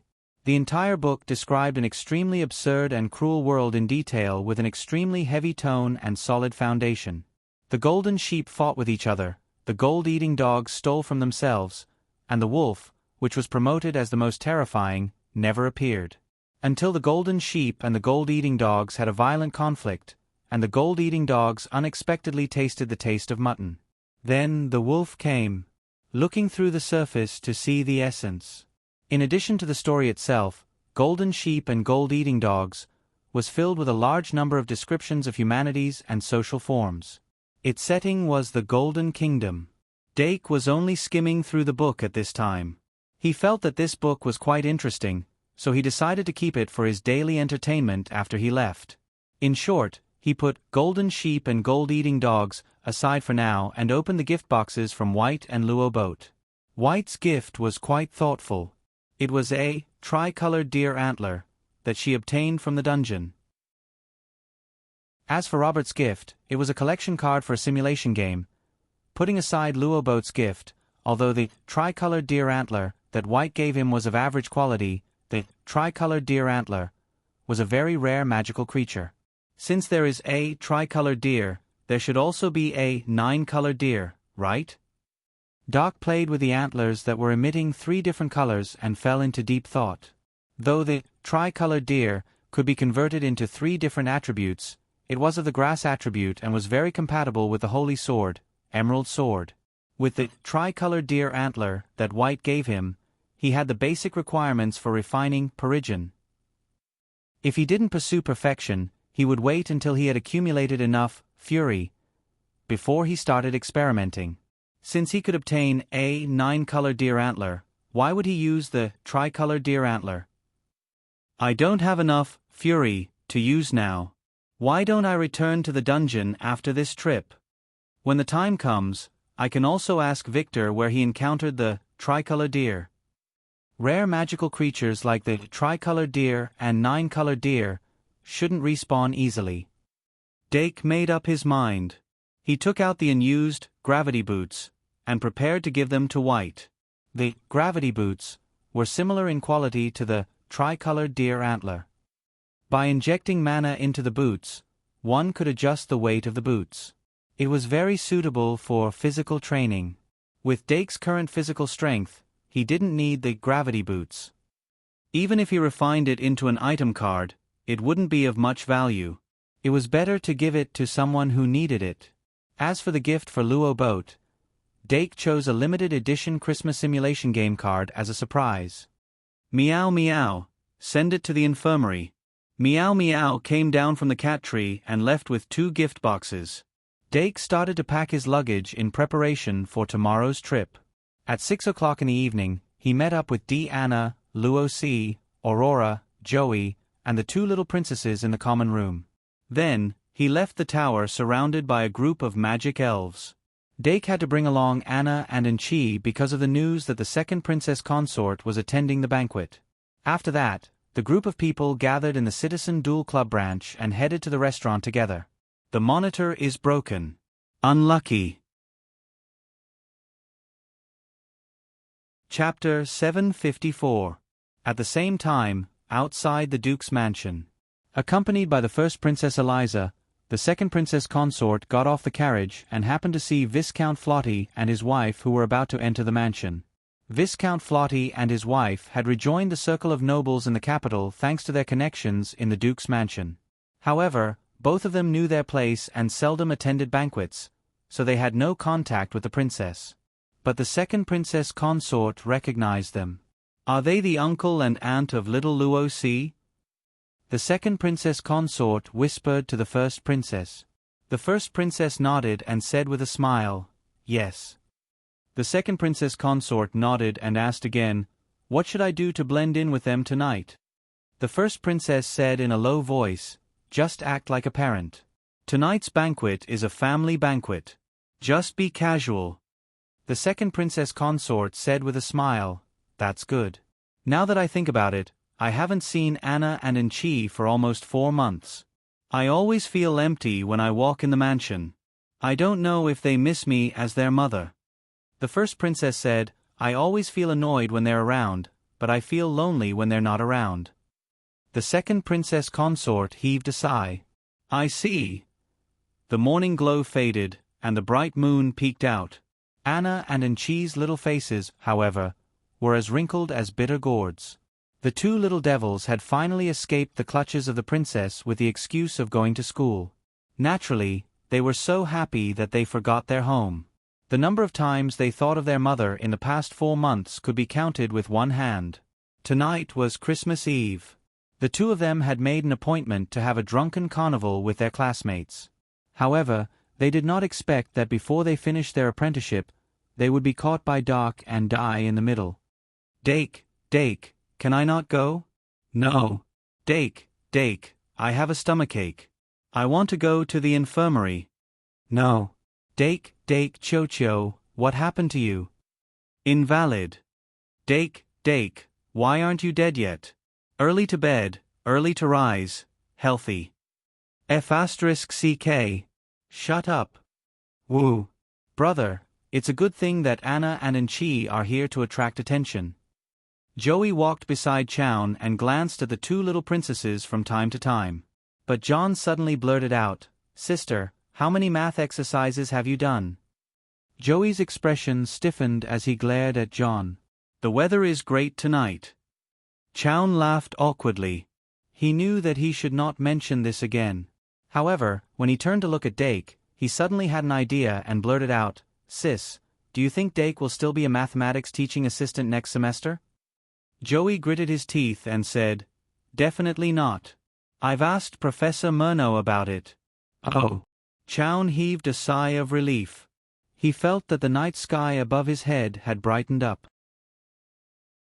Then can we not do the exercises he sent us? Joey said, Professor Murnau said that he wants to focus on advanced mathematics next semester. John was taken aback. He asked, What do you mean? Joey said faintly, he wants Dake to become an official teacher. John, For some reason, the night tonight was too bleak. Hephaestus Doragon held her daughter's hand with a blissful smile on her face. As a professor of the school, although she was still on probation, she was already very satisfied to be able to be with her daughter. Also, unlike the other mother and son in the school, she did not need to hide her identity. Her identity was different from Alphalia's. Since she had the protection of the Shang Malian school, she did not need to worry about the saint anymore. This was because the saint did not have a good reason to put her in prison. But now, when she thought that the parents of those children could only see them through remote projections, Hephaestus felt a faint sense of superiority. Dragons were creatures that liked to compete with others. The purer the bloodline, the more so. The group chatted and laughed as they entered the restaurant, went up the stairs, and entered the private room. Then, they sat down. After placing the two little princesses on the chairs, Dake sat on the main seat. Then, people immediately sat down on both sides of the main seat. Anna sat on the right side under Luo C's urging. Panduola chuckled and sat down on the left side of Dake with Hephaestus. Her mother was beside her, so her situation was different from the rest of the people present. However, everyone was well aware of why she was invited to this family feast. After everyone was seated, the waiters in the restaurant began to serve fruits, tea, and pastries. But as soon as they arrived at the door, they were stopped by Olga. The maids took over the task of serving the dishes and did not allow outsiders to enter the private room. And Eve had already sat in a special seat and activated consonant spell. The second concubine, who successfully blended into the group by complaining about how worrisome Anna and Angie were, poured out her grievances and stole glances at Aaron. In the previous battles, the consonant spell that could transmit messages without delay was as important as a strategic spell. However, it was difficult to cultivate, so there were very few mages who could master it. Once the mages were discovered by the demons, the users of the consonant spell would suffer the concentrated attacks of the demons. Even the second concubine rarely saw such talents. She felt envious at the thought of how the Duke could use the consonant spell to meet the children in the faraway academy. Beside her, Camilla, the Silver Wolf Knight, had successfully integrated into the group by complaining about how worrisome Diana was. She was still blabbering on about Diana's many crimes. John and Joey's mother were also worriedly saying things like, Is John paying attention in class? If not, I'll break his legs, and other motherly topics. Viscountess Flotty couldn't find anything worrying about Luo C, so she didn't fit in with the group. On the other hand, Yvette kept on talking about Phoenix and expressed her worries on the topic of, will the magic elves be bullied?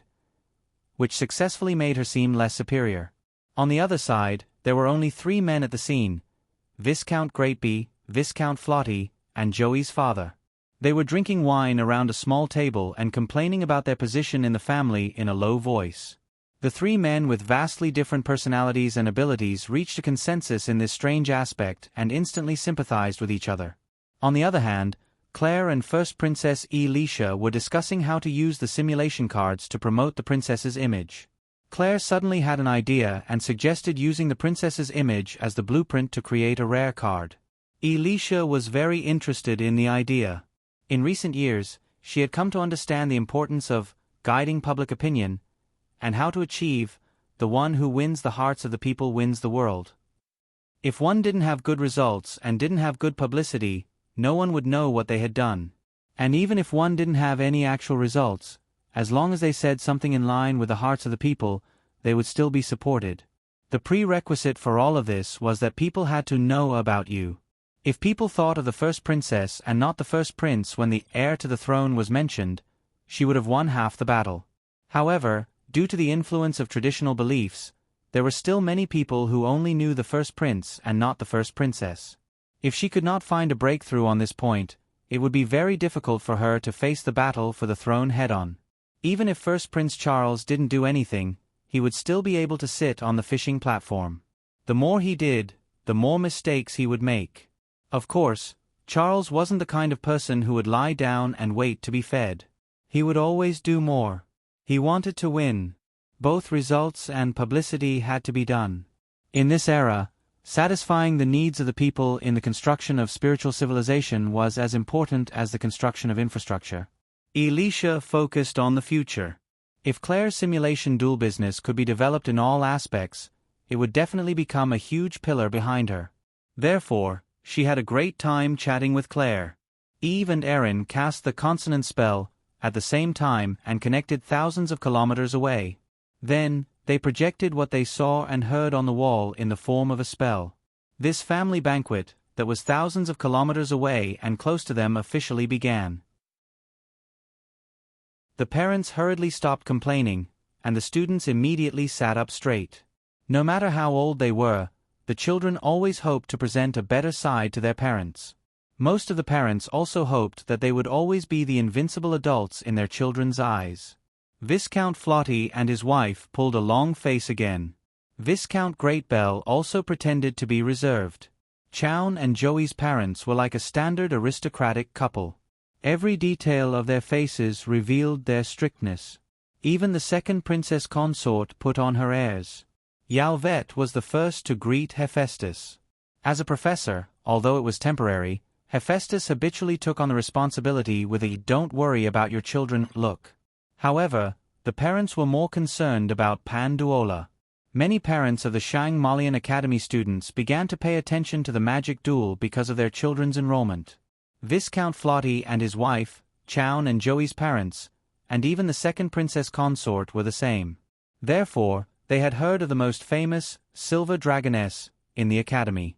Of course, the parents' point of view was always different. After discovering that the Silver Dragoness was involved, the first thought that came to their minds was to let her take care of the children. They hoped that the top students in the upper grades could take care of the lower grades. This was a common thought that most parents would have. At this time, they usually didn't consider that the upper grades had their own studies to complete. Facing this situation, what could Panduola do? She could only smile and nod. Like her mother, she began to take on the responsibility. The parents expressed their different attitudes towards Hephaestus rather blatantly. They said, "Please, sorry for the trouble," and "thank you," one after another. Hephaestus couldn't help but be jealous of her daughter. The banquet was joyous and harmonious. Except for Anna and Enchi, the other students were quite happy to be able to meet their parents. However, as the banquet progressed to the academic inspection stage, the harmonious family atmosphere easily burst like a bubble. The parents began to ask about the children's grades for the semester projects and began to understand the children's learning situation through the two professors present. Hephaestus and Dake together could barely be considered a complete professor. Hephaestus had learned to be tactful in recent years, but Dake didn't have such concerns. He spoke in an extremely fair and peaceful tone about the learning situation and attitudes of Anna, Enchi, John, Joey, Victoria, and Phoenix. Even though Anna and Enchi were desperately winking at each other or gritting their teeth and threatening him, he didn't compromise at all. Thus, the parents quickly learned that Anna, Enchi, and Joey had formed an evil force in the academy. They also quickly learned that there was a child from another family called Aurora. Aurora's mouth was half open. She realized that as Dake continued to use her as a model for comparison, the way the first years looked at her began to change. This made her shrink her neck. She wanted to find a broad back like Dake's to hide. So much so that she subconsciously ignored the fact that Dake Dimeng was the culprit behind the current situation. However, Aurora wasn't afraid in her heart. However, other than their lack of enthusiasm in their studies and their desire to cause trouble all day long, Anna and Enchi's academic results were still okay. And John should be the most hard-working among the first years. His results were second only to Aurora's. The real idiot in Dimeng's family was a little bat from the House of Fools. After all, Anna and Enchi were old foxes. At this moment, they were in the state of far away from the emperor. Therefore, after the end of the homework inspection, they quickly returned to their original state and laughed. The parents didn't want to ruin this rare, family banquet. In the blink of an eye, they suppressed the thoughts of disappointment in their hearts and asked about the interesting things that happened in the academy. When it came to interesting things, they had to mention the Halloween masquerade ball.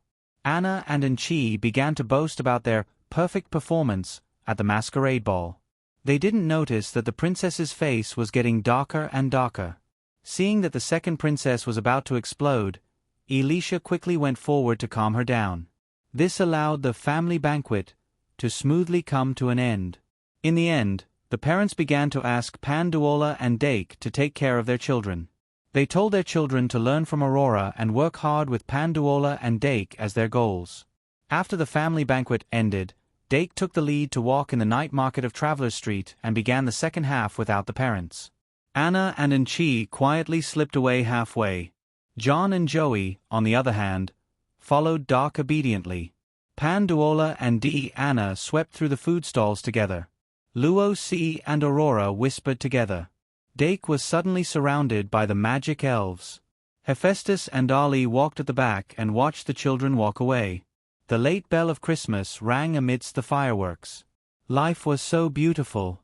What more could one ask for? Chapter 755. The next day, December 26th. Thursday. Morning. When the orange light of the winter sun shone into the room, Dake was ready to go. He took out the moon god's version of bliss, and inserted it back into the moon god's mirror of the moon god's soul. Then, he sealed the remaining great sins in the advanced thinking bottle. Then, he moved the insect tree to Luo C's dorm and asked her to take care of the rabbit grass, for the time being. After that, he returned the bear grass to Anna temporarily. He asked the senior Panduola to pick 2 of the remaining cat grass to take care of. The remaining cat grass was taken care of by the 2 senior sisters in the club. Website: https://m Vipkanchu. Vipin edition. He also took care of the ghost butterfly and brain fluid demon in the club's classroom. As for the little antibird, Dake was forced to take it with him because it refused to obey him. The journey to the west this time was not absolutely safe. Dake did not have the luxury of leaving the sub-beast, or big milk can, in the school. Moreover, as the distance between the magisters and the magic fairy became too long, the magisters could not continue to provide magic power to the magic fairy. Only Victoria and Phoenix were not treated as magic fairies by Dake. Therefore, he left Victoria in the school and ordered her to finish all the math exercises before he returned. Thus Victoria, who was thinking about going out to play during the holidays, was swallowed by the abyss of math. After making all the arrangements, Dark put the basic tools and materials, including the brain dropper and the thinking bottle, as well as some high-grade materials that were easy to carry around, into an experiment toolbox the size of a briefcase. It did not seem too auspicious, but after everything was done, Doc put the basic tools and materials, including the brain dropper and the thinking bottle, as well as some high-grade materials that were easy to carry around into an experiment toolbox the size of a briefcase. Then, he put the toiletries, adventure necessities, 2 sets of clothes, the golden sheep and the gold hound, and the Demon King's information collection into his backpack. A toolbox and a backpack were all his luggage. After making sure that there were no mistakes, Dake put on his casual clothes, fastened his card bag, and put on the 3-piece thermal jacket that Arvette gave him. He patted his cheeks in front of the mirror to calm down the excitement on his face. In the end, he picked up the emerald holy sword with the custom-made scabbard and pinned it to his waist. He patted it and smiled with satisfaction. "You look like an adventurer now." With this thought in mind, he picked up the bird and went out. They had agreed to meet at the canteen. Little Auntie Bird sat in Dake's arms with a smug look on her face, fully enjoying the sweet fruits of her victory. "It's time to lose weight," Dake said helplessly as he pinched its cheek. "Ing. The little girl shook her head vigorously. "Little meatball." With the help of the book of beast language that Luo C gave him, Dake could vaguely understand the language of some birds and beasts. Although the book of beast speech looked like a book that taught the language of beasts, it was actually a type of spiritual sensing magic. It allowed the mage to sense the thoughts of birds and beasts so that the mage could gradually understand the language of beasts. Once the mage mastered this magic, they would be able to clearly understand the language of beasts after a long time. In order to refute Dake, little Auntie Bird tried her best to claim that she had a physique that wouldn't get fat no matter how much she ate. However, her current chubby appearance was not persuasive at all. However, Dake clearly knew that even though her body had turned into a ball, little Auntie Bird was still a slender young girl after taking off her feathers and transforming into a human form. In this sense, she really wouldn't get fat no matter how much she ate. Dake didn't want to continue arguing with her, so he placed her on the little magnetic monster that was floating beside him. Although little Auntie Bird could already fly, she obviously preferred to sit on a throne. After seeing the little magnetic monster 2 days ago, this magic statue became her throne. Whoosh, the little demon flew back from the window and landed on Dake's shoulder skillfully. Dake raised his hand and patted the tip of its wing, then flew forward. On the first morning after Christmas, the atmosphere in the canteen was quite cold. There weren't many students who still had the habit of waking up early. With just a quick glance, one could see that the professors had already arrived at the canteen. Dake first went to the window to order breakfast. He took today's Great Sage Daily and Clown Daily, then walked to the table with a tray. "Good morning, Professor Shi Erfu, Professor Cheong Si." "Good morning, Dake." "So early?" "I'm used to it." Dake smiled and sat down across from them. Then, he put the newspaper aside and took out the food on the tray one by one. He poured the tomato pasta into a bowl, stirred the sauce with a spoon, and placed it on an empty seat. Little Auntie Bird immediately jumped onto the table and pecked at the tomato pasta. Professor Cheong Si was surprised. "Your Auntie Bird can eat pasta?" "It's an omnivore," Dake said. Then he took out a portion of the bread, covered it with the cover, and placed it on a plate. He then brought it to another empty seat. The little fiend landed and grabbed the bread while standing on one leg to eat. People who feed their familiars will be treated as freaks. Professor Cheong Si made a rare joke. Dake smiled and took out a small box from the outside of his bag. He opened it and scooped out a small spoonful of black pudding. He placed it on a small plate and continued to move to the other side of the little fiend. Chirp! The little fiend made an electric sound and landed in front of the plate. "It even has a golem?" Professor Cheong Si observed the little fiend with great interest. Dake said, "Magic freeze can be used to recharge the golem." Tisk, Professor Cheong Si clicked her tongue and asked casually, "You even brought a sword?" Dake knew that she had noticed his holy emerald sword, so he said casually, "Wouldn't it make me look more like an adventurer if I brought a weapon?" Haha. Professor Cheong Si couldn't help but laugh. It was probably thanks to bards and novels that many children in this world had an inexplicable yearning for adventurers.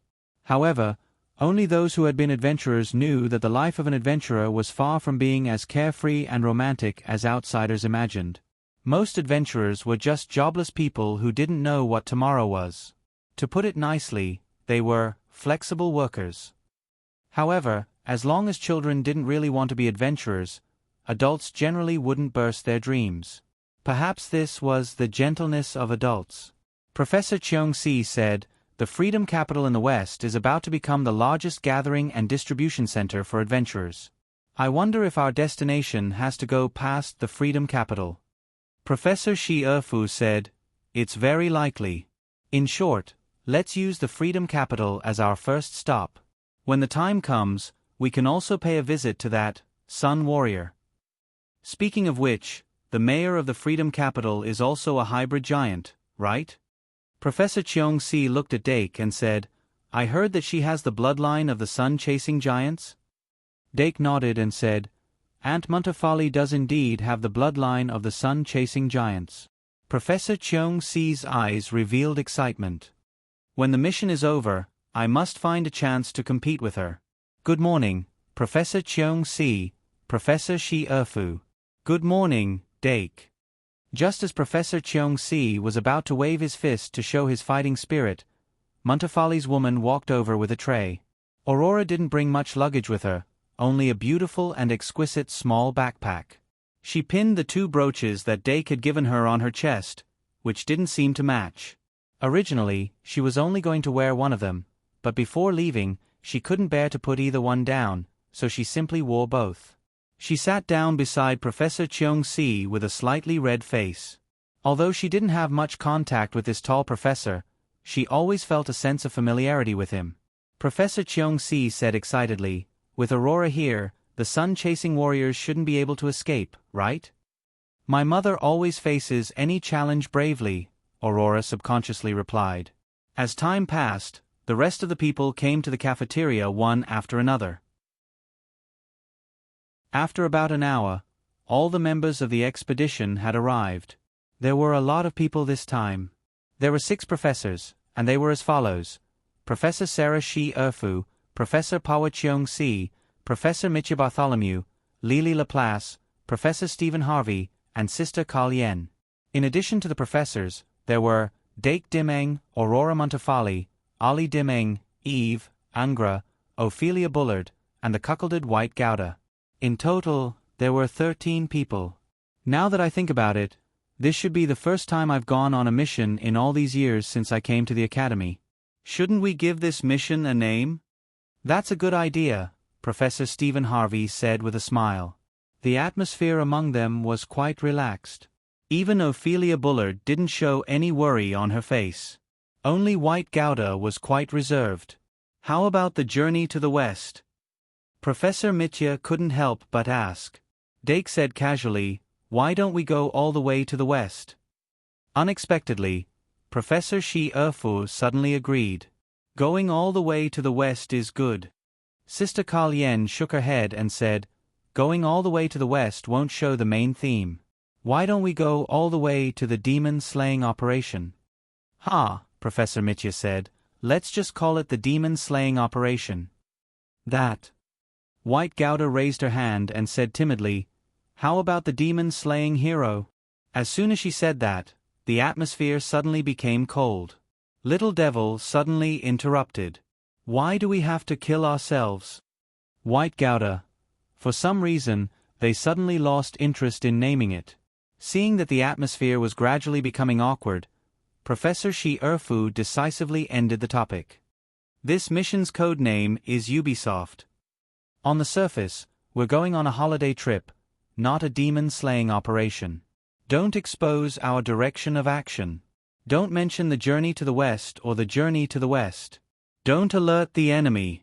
After making sure that everyone present understood, Professor Shi Erfu continued, "Although it's a holiday trip on the surface, don't really have the mentality of a holiday trip. This mission's degree of danger is very high. If we continue to evaluate that person's strength based on previous impressions, it's very likely that we'll make a wrong judgment. In short, be cautious, and safety first. Let's go." A moment later, the 13 people left the castle and arrived at the dragon-taming platform. Because they were all traveling light, none of the 13 people were heavy enough to prepare a cargo wyvern. Therefore, they only prepared 5 wyverns. Of these 5 wyverns, 4 of them carried 3 people each, and the last one was for a single person to be in charge of scouting or guarding. Although Professor Li volunteered to be the vanguard, he was tragically rejected. In the end, Professor Sarah Shi Erfu, Olga Dimeng, Lily Laplace, and Professor Mitya Bartholomew would ride the 3-person wyvern. Professor Pawa Cheong-si would ride the lone wyvern and act as the vanguard. In fact, among the remaining people, there were quite a few who could ride wyverns. Ophelia Blood had been on the battlefield for a long time. Even if she wasn't good at riding a wyvern, an ordinary one was more than enough for her to travel. It was just that her identity was sensitive, so she had already disguised herself when she went out. It was even more impossible for her to ride a wyvern in a high-profile manner. Apart from Ophelia, even Aurora had learned a bit of riding in the City of Freedom. Sister Carl-Yen was probably the only one who didn't know how to ride a wyvern at all. After choosing the members to ride the wyverns, the professors began to divide the teams. Dake, as a girl from the Duke's family, was naturally in the same group as Olga. Although Aurora wanted to ride a wyvern with Dake, because she was also a protected person, she was arranged to ride on the side of the palace maid of Pisces Engra. She sat on the wyvern that Professor Mitya was riding. The other person riding with Dake became Eve. Eve was secretly happy about this. After that, Ophelia Blood and White Gouda sat together on the wyvern that Professor Shi Erfu was riding. Professor Li Laplace, Professor Stephen Harvey, and Sister Carl Yen were in the same group. Following the dragon's roar, the 5 wyverns took off one after another. A passage automatically opened in the sky above the Shang Malian Academy, and the 5 wyverns rushed out of the enchantment. Magic Academy Tower. Panduola stood on the balcony and looked up at the 5 wyverns that disappeared one after another. She silently gave her blessings. At her feet, the catnip grass and chinchilla grass rolled into a ball. Dake seemed to feel something and looked back. The Shang Malian castle was quickly moving away in the fast-flowing wind. Little anti-bird, little demon beast, and little magnetic monster were stacked together like 3 balls. They grabbed the clothes in front of his chest and looked down, then cried out. On the wyvern that Professor Shi Erfu was riding, Ophelia Blood hugged White tightly and finally showed a worried expression. Aurora looked to the west. The winter sun was rising higher and higher. Beyond the borders of the kingdom, the City of Freedom, built on the territory of the demon race, also welcomed the same noisy day. City Lord Montefiore walked out of her mansion. A sudden gust of wind blew her red hair away. At this time, she didn't know that her daughter, who she had sent to a safe place, was returning to this furnace. 5 wyverns, all the way to the west. Chapter 756. A day later. Under the escort of the wind spirits, the 5 flying dragons whose speed had doubled flew past the border and plunged into the desolate and abandoned demon territory. Looking down at the earth from above, the demon territory was dry and withered. The soil was black, as if scorched earth was everywhere. Different kinds of soil nurtured different kinds of creatures. There had always been a huge difference between the species of animals and plants in the demon territory and the species of animals and plants in the human territory. Even today, there were still a large number of human scholars studying the animals and plants in the demon territory. For these scholars, the emergence of the Freedom Capital was a good thing. Especially after the Adventurers Guild was established in the Freedom Capital. They only needed to issue missions according to their needs, and there would be a large number of adventurers fighting to help them collect samples. And like them, there were thousands of people in the world who could benefit from the Adventurers Guild established in the Freedom Capital. It was precisely because of the support of these people that the Freedom Capital could become the largest gathering place for adventurers in just half a year after the Adventurers Guild was established. And the number of adventurers' guilds that applied to be established increased from the initial 1 to 3. Remember the URL. M. Vipkanshu. 6. When the sky was about to turn dark, the 5 wyverns gradually slowed down under the command of Professor Shi Erfu. Professor Pawa Cheong Si steered the wyverns and suddenly swooped down. In an extremely short period of time, he carried out a small search of the ground environment. After confirming that it was safe, he guided the remaining 4 wyverns to land on the ground. A total of 5 wyverns jointly exuded the pressure of the dragon species, instantly causing the nearby animals to flee in panic. Safety factor +1. We've already traveled more than half the distance from the Academy to the Freedom Capital. If we continue on our way, we'll reach the city before midnight. Professor Shi Erfu paused and slowly squeezed out a sentence. But there's no need. If it were just a few professors going on a mission together, she would probably fly to the Freedom Capital without stopping. But since she had students with her, she subconsciously combined the factors of education. To the students who had been holed up in the academy all year round, the experience of camping in the wilderness was also very important. Tonight was the perfect time to teach them a lesson.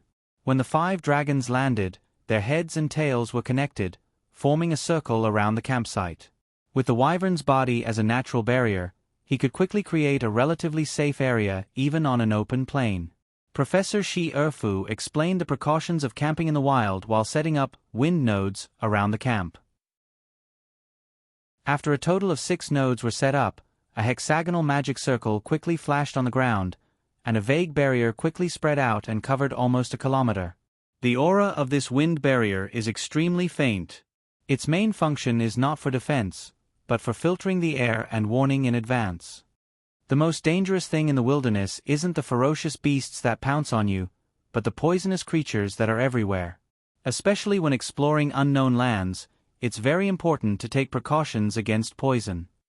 No matter how powerful an adventurer is, they all have weaknesses. Being cautious at all times is the way to survive. She suddenly paused and turned to look at Professor Cheong-si. Professor Cheong-si said in a calm tone, "There's an adventurer team nearby." Professor Shi-Er-fu sighed and said, "Don't let them in for the time being.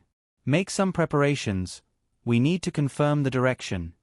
White Gouda's heart skipped a beat, and her expression became tense. The others nodded slightly, indicating that they understood. Although it was very subtle, until now, the Demon King's soul in White Gouda's body did not know her true identity. This was because under the effect of the restraint ring, whenever White's soul switched to her consciousness, the Demon King's soul would fall into a deep sleep. Therefore, everyone had to be careful not to expose her identity after she woke up. White also had to pay attention to not think about this when she switched her consciousness to avoid any loopholes. When White thought about how her body was about to be controlled by the Demon King, she showed a constipated expression. "Don't be nervous, White," Professor Shi-Er-fu comforted her. "It'll be over soon." White nodded. Compared to the Demon King's soul, he had more authority, so he would not fall into a deep sleep just because he switched to the Demon King's soul. However, because of this, it was even more disgusting. He had to watch helplessly as his body was taken over and dominated by the Demon King. "Good luck, White." Dake walked over and patted him on the shoulder.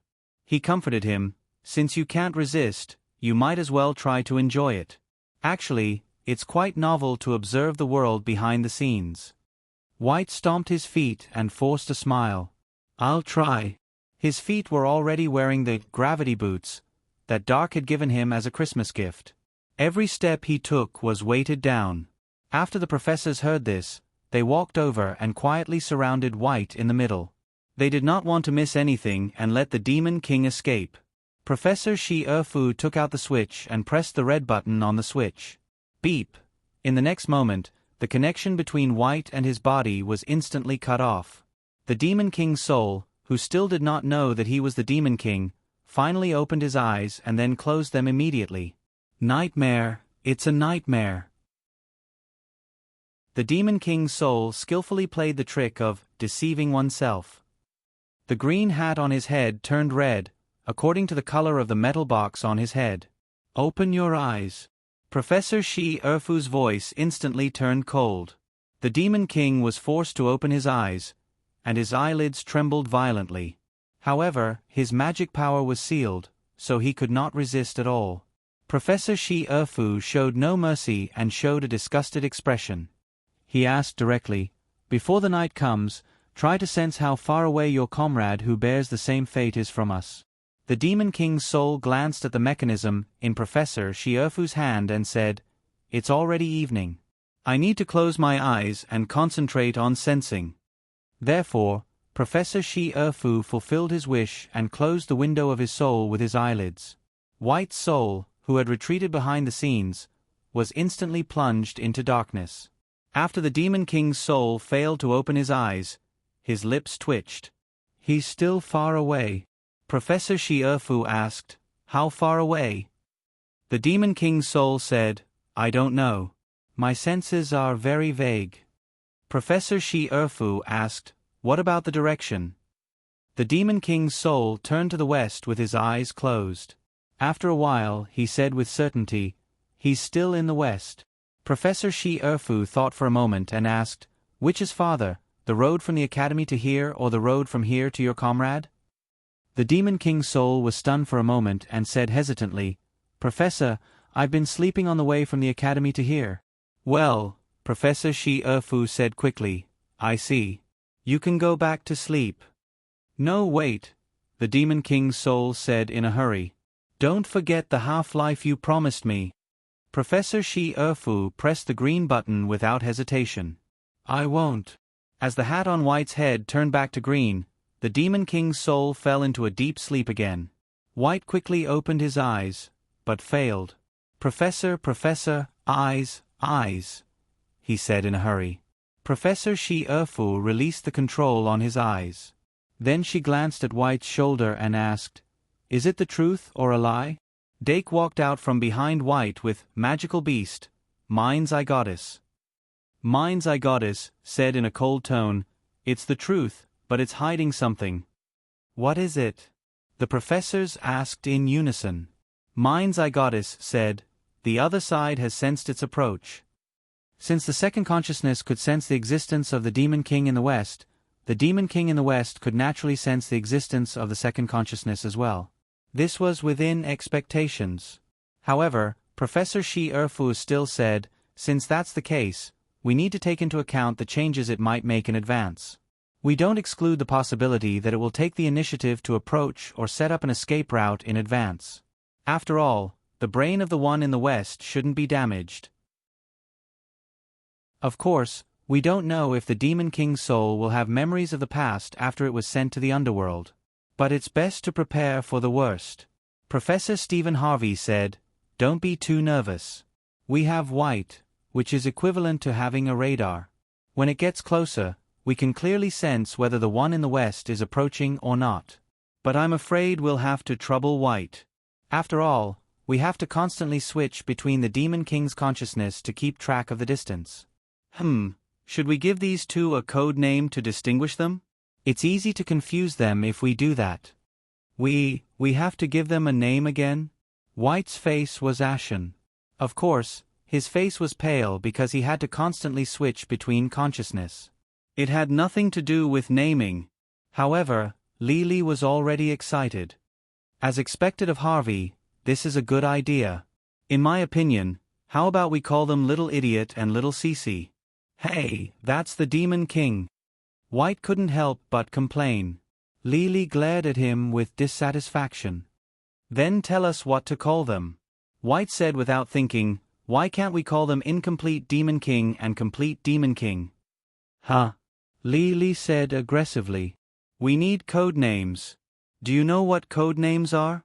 Even if others happen to hear them, they won't be able to tell what they mean. Who calls them Demon King directly?" White also became excited. To defend his taste in naming, he said loudly, "Then, what about Alistair and Eldridge?" Lily squinted and said, "Huh? What's the difference between that and calling them Demon King directly? Who doesn't know that Alistair Eldridge is the name of the Demon King? Don't you think so, Dake?" Dake quickly nodded. Yes. Although he didn't actually know the full name of the Demon King before he received the information, laugh. "Do you have any ideas?" Professor Harvey asked him. Dake said without hesitation, "What about Saga and Garin?" Professor Harvey pinched his chin and frowned.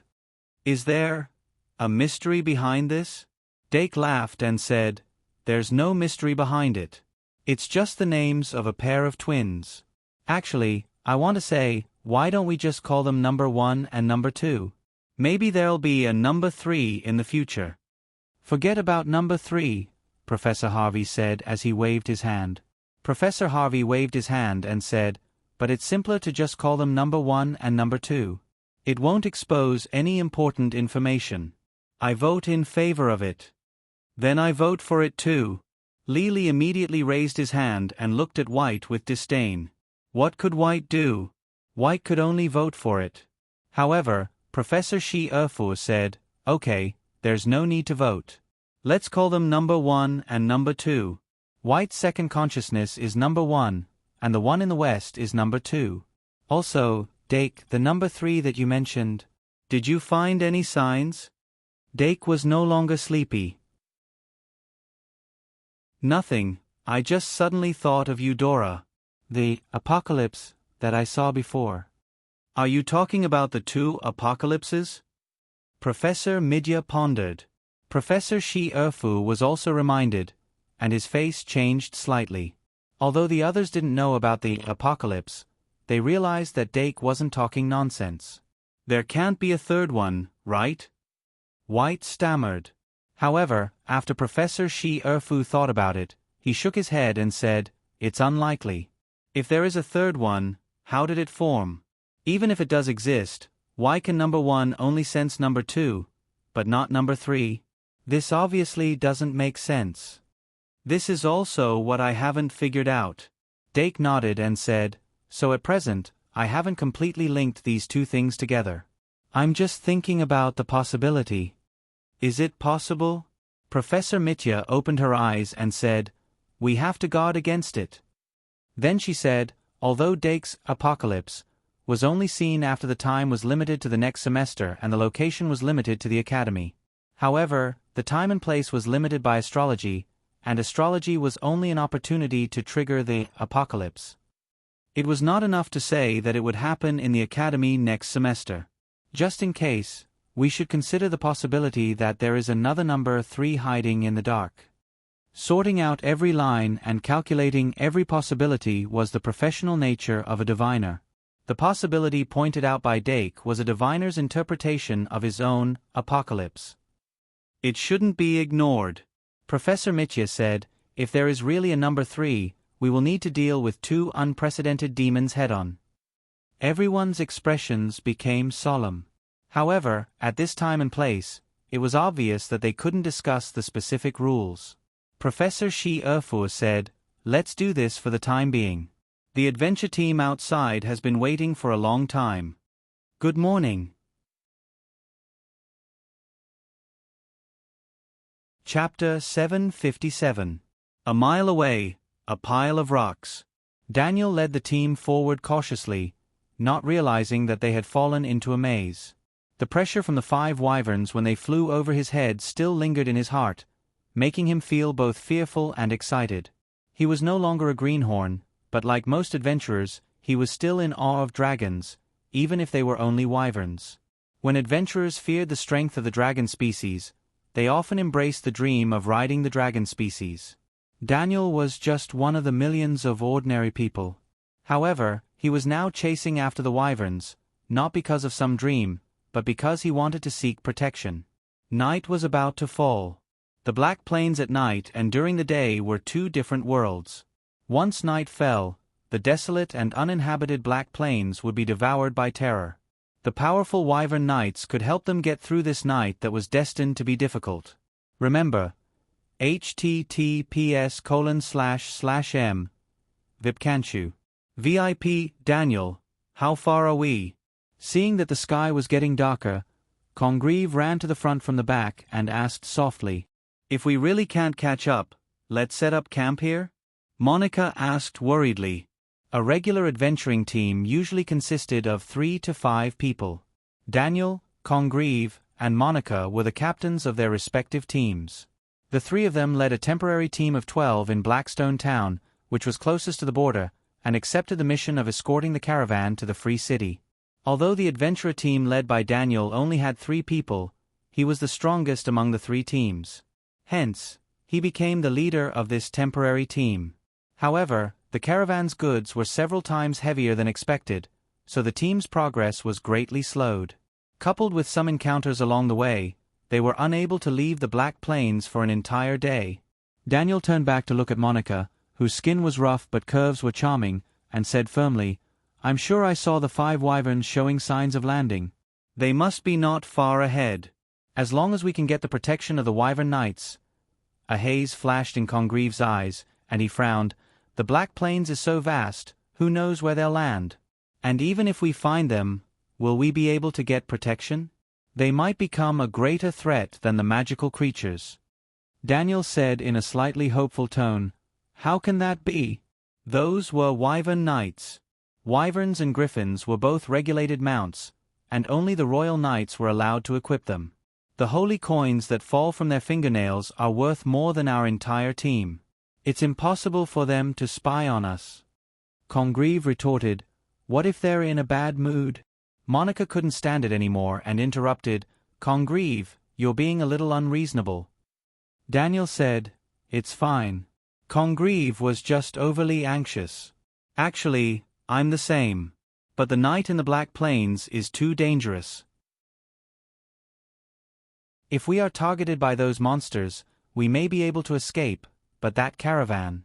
Congreve said indignantly, "I think there's something wrong with that caravan too. What exactly are they transporting? Maybe it's some contraband." Monica couldn't help but glance back, her tone dissatisfied. After the 3 of them found a common target, the atmosphere eased a little. The road ahead suddenly opened up. Professor Cheong-si deactivated the venue magic card, Invisible Labyrinth, in her hand and watched the adventurer team in the distance gradually approach. When she flew over from the sky, she discovered their presence, so she deliberately left a trail and chose a closer place to set up camp to lure them over. The Black Plain was full of danger at night. She had only shown a little kindness, but she might have saved 1 or 2 lives. Professor Shi Erfu didn't stop her, because this was a chance for the 3 accompanying students to come in contact with real adventurers. In the dusk, Professor Shi Erfu casually flicked a light ball to act as a temporary light source. Fairies flapped their wings and flew back from all directions, each of them holding 1 or 2 dry branches in their arms. In the blink of an eye, a small mountain of firewood was piled up in the middle of the camp. Professor Li proudly put his hands on his hips and looked down at the camp from above. Professor Cheong-si used the item card, Camping Set, to summon 3 large tents and several sleeping bags that could last for 12 hours. The others were setting up the tents. Setting up tents was a compulsory course for camping in the wild. Dake, Aurora, and White were each responsible for 1 tent under Professor Shi Erfu's request. The professor and the maids were responsible for giving pointers and helping out. When the 3 large tents were finally set up, the flames of the bonfire lit up. The feeling of adventuring in the wild instantly overwhelmed them. Dake excitedly walked to the bonfire and sat down on a stone that the fairies carried over. The little demon beast and the little female bird sitting on the little magnetic monster were chasing and playing around the bonfire. Olga walked over from behind and half-squatted to tidy up his slightly messy hair. The footsteps of the adventurers and the rolling of the carriage's wheels were finally heard. Puff! The wyvern guarding the other side blew its nose at Daniel, who was approaching. Daniel's face was flushed red as he wiped away the mucus on his face. He said cautiously, "Greetings, Lord Knight. State your background." Professor Cheong-si's voice was clearly heard. Daniel, on the other hand, was overjoyed. He immediately explained his origins, why he was here, and his intention to seek protection. Perhaps because of his good attitude, the flying dragon blew its nose at him again. Then, it impatiently moved to the side, revealing a small path that allowed the carriage to pass through. Daniel gestured to Congreve and Monica behind him and carefully entered the small path. After passing through the small path, he entered the camp. Naturally, the people in front of him were not knights of the kingdom. However, after seeing that most of the people in the camp were beautiful women, he was slightly relieved. Women were always easier to relax than men, especially beautiful women. Congreve and Monica, who had received his signal, also entered the camp. Monica then turned around and talked to the leader of the caravan for 2 minutes before leading the caravan into the camp.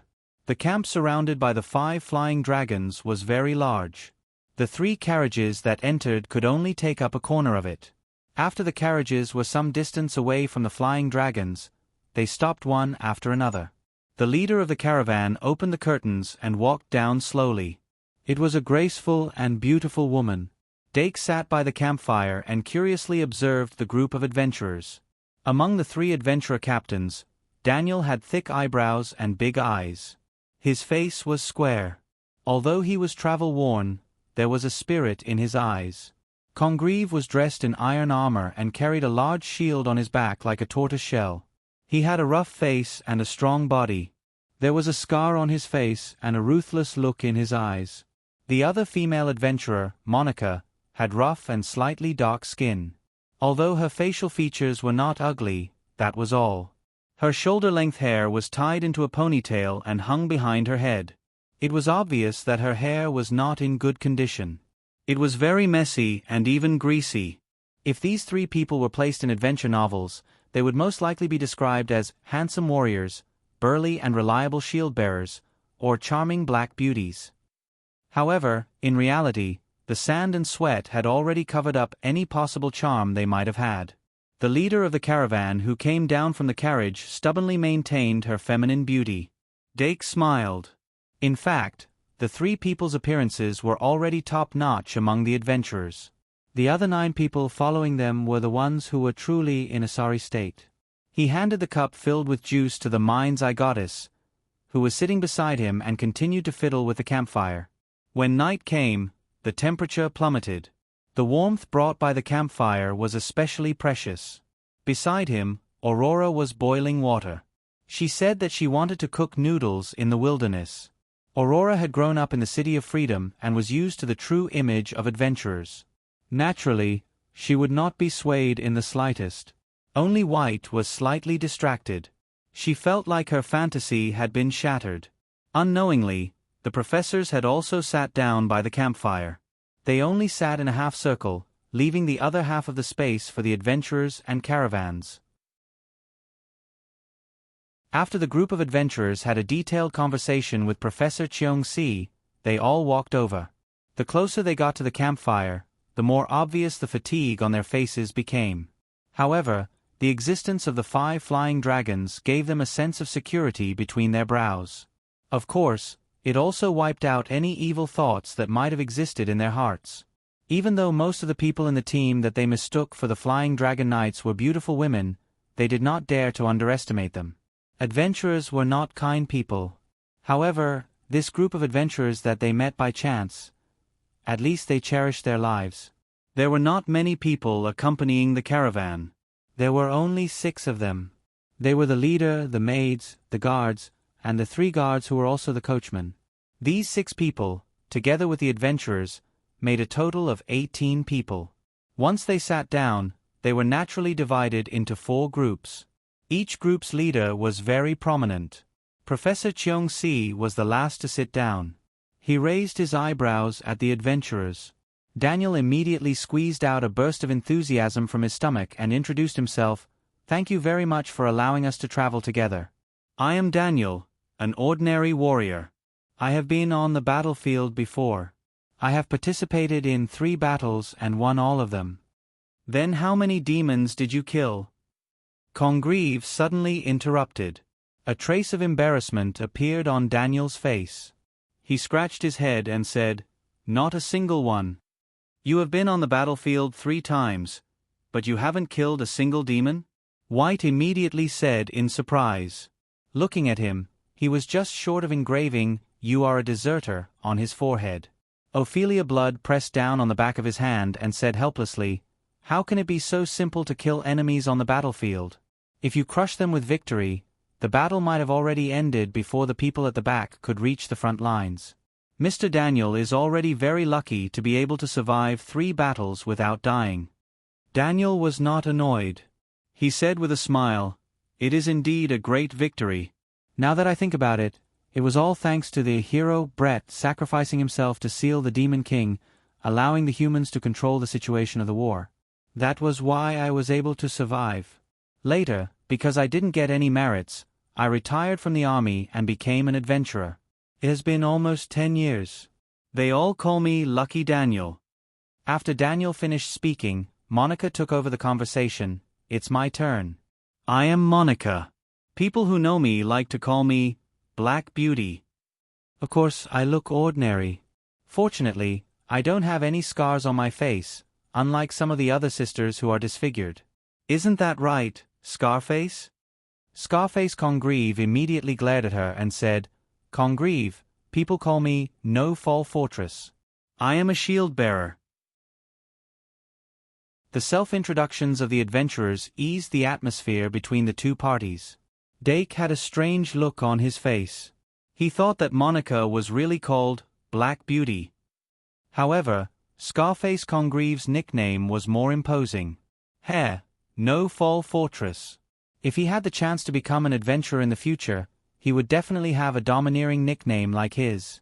He couldn't be given a nickname like Dake Kitty by people with ulterior motives. After all the adventurers had finished their turns, the people of the caravan began to speak.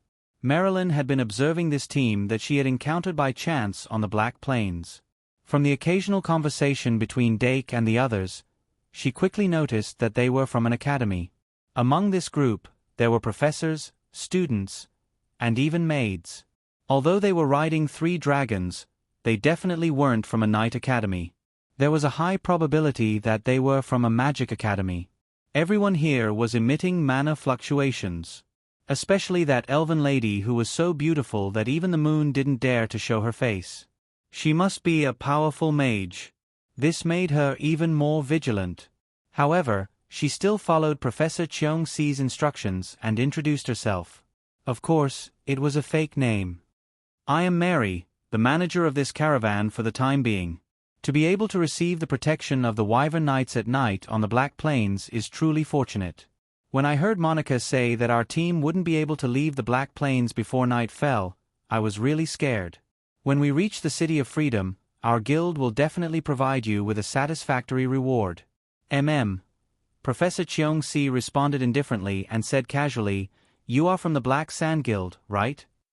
Marilyn's expression tensed up. She subconsciously wanted to deny it, but in the end, she gritted her teeth and said, "Yes." The next moment, the adventurers suddenly grasped their weapons. A dozen gazes were fixed on her. Her guards immediately reacted, their swords drawn. The originally relaxed camp instantly tensed up. In the distance, the sound of the earth rumbling suddenly entered their ears. A ferocious and terrifying pitch-black sandstorm entered their field of vision. A path was plowed through the ground that led straight to this place. Something was coming. "It's Sharon," Congreve shouted sternly. Marilyn hurriedly said, "Not us." 5 wyverns suddenly rose, their draconic aura spreading. Professor Cheong-Si frowned slightly and looked at the only 3 students present. "I'll go." Dake sighed. "Good morning."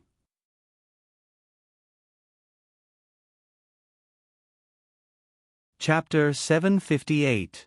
The professors obviously had the idea of training and wanted the students to fight.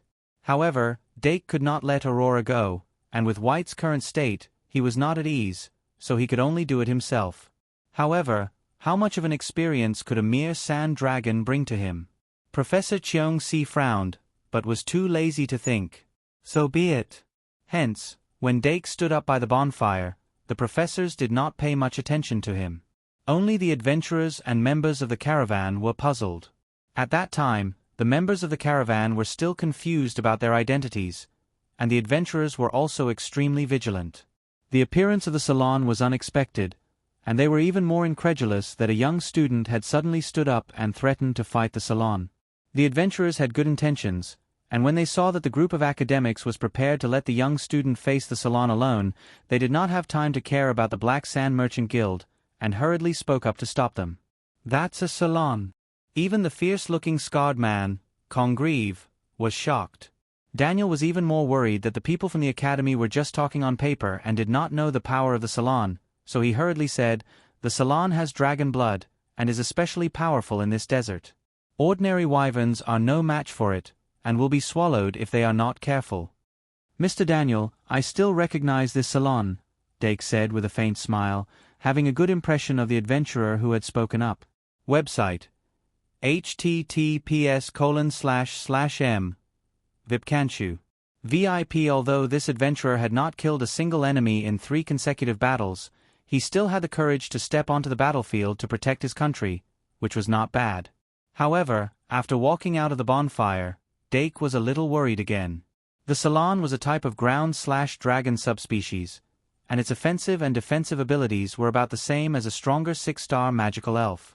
However, the vitality and total amount of magic of a real magical beast were much higher than that of a magical elf.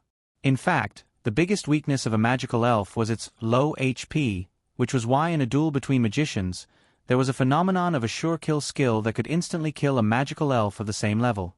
On the other hand, when a sorcerer summoned a magical fairy, most of them would need multiple magical fairies to fight in turns, or use other magical cards as support to successfully kill a magical beast of the same level. In addition, the monsters in the Shangmalian dungeon were created by the mana of the dungeon, so they had a weakness similar to the magic elves. Only the dungeon bosses and elite monsters could overcome this weakness and have a longer HP bar. In terms of vitality, dungeon boss, elite magical creature, true magical creature, magical elf. Therefore, the young magisters who graduated from the Shangmalian Academy would often find it difficult to adapt to magical beasts for the first time. But that was not what Dake was thinking about. He was thinking whether he should summon his magic elf to fight the enemy or use the long sword hanging at his waist to show off some of the style of the Valkyrie's son. Boom! When he walked in front of one of the flying dragons, the sand dragon that came from the ground slammed into the wind barrier set up by Professor Shi Erfu, causing the barrier to shake violently. With the sound of the collision, the ground caved in and formed a vortex. The sand dragon drilled out of the ground and roared at the flying dragon closest to it. Everyone in the camp was finally able to see the full appearance of the salon. "Is this a sand dragon?" White's pupils dilated as he was shocked. The young magisters who were used to using magical fairies would often not be able to adapt to the huge difference between magical beasts and magical fairies when they first encountered powerful magical beasts. The sand dragon's body was extremely long, and it was as thick as a roller. Its head was as large as an awl, and its 2 eyes were covered with thick transparent eyelids. Its neck was short and thick, but there were layers of wrinkles. Its limbs had degenerated into fins, and there was a row of blade-like spines on its spine. Its body was covered with scars. When it opened its bloody mouth, one could see that its mouth was filled with dense rows of fine teeth. If one was bitten, they would definitely be ground to pieces. When it stood up, it was even twice as large as a flying dragon. Its huge mouth might actually be able to swallow a flying dragon whole. Perhaps it had sensed the presence of a flying dragon and had come to hunt for food. Roar! The sand dragon's roar radiated towards the black plains. Countless grains of sand were pushed back by the sound waves, forming circle after circle of ripples. A huge bubble-like object swelled up from its abdomen and rushed out of its throat before it suddenly spat it out. The thick green mucus shot onto the wind barrier with a splat, corroding a huge hole in it.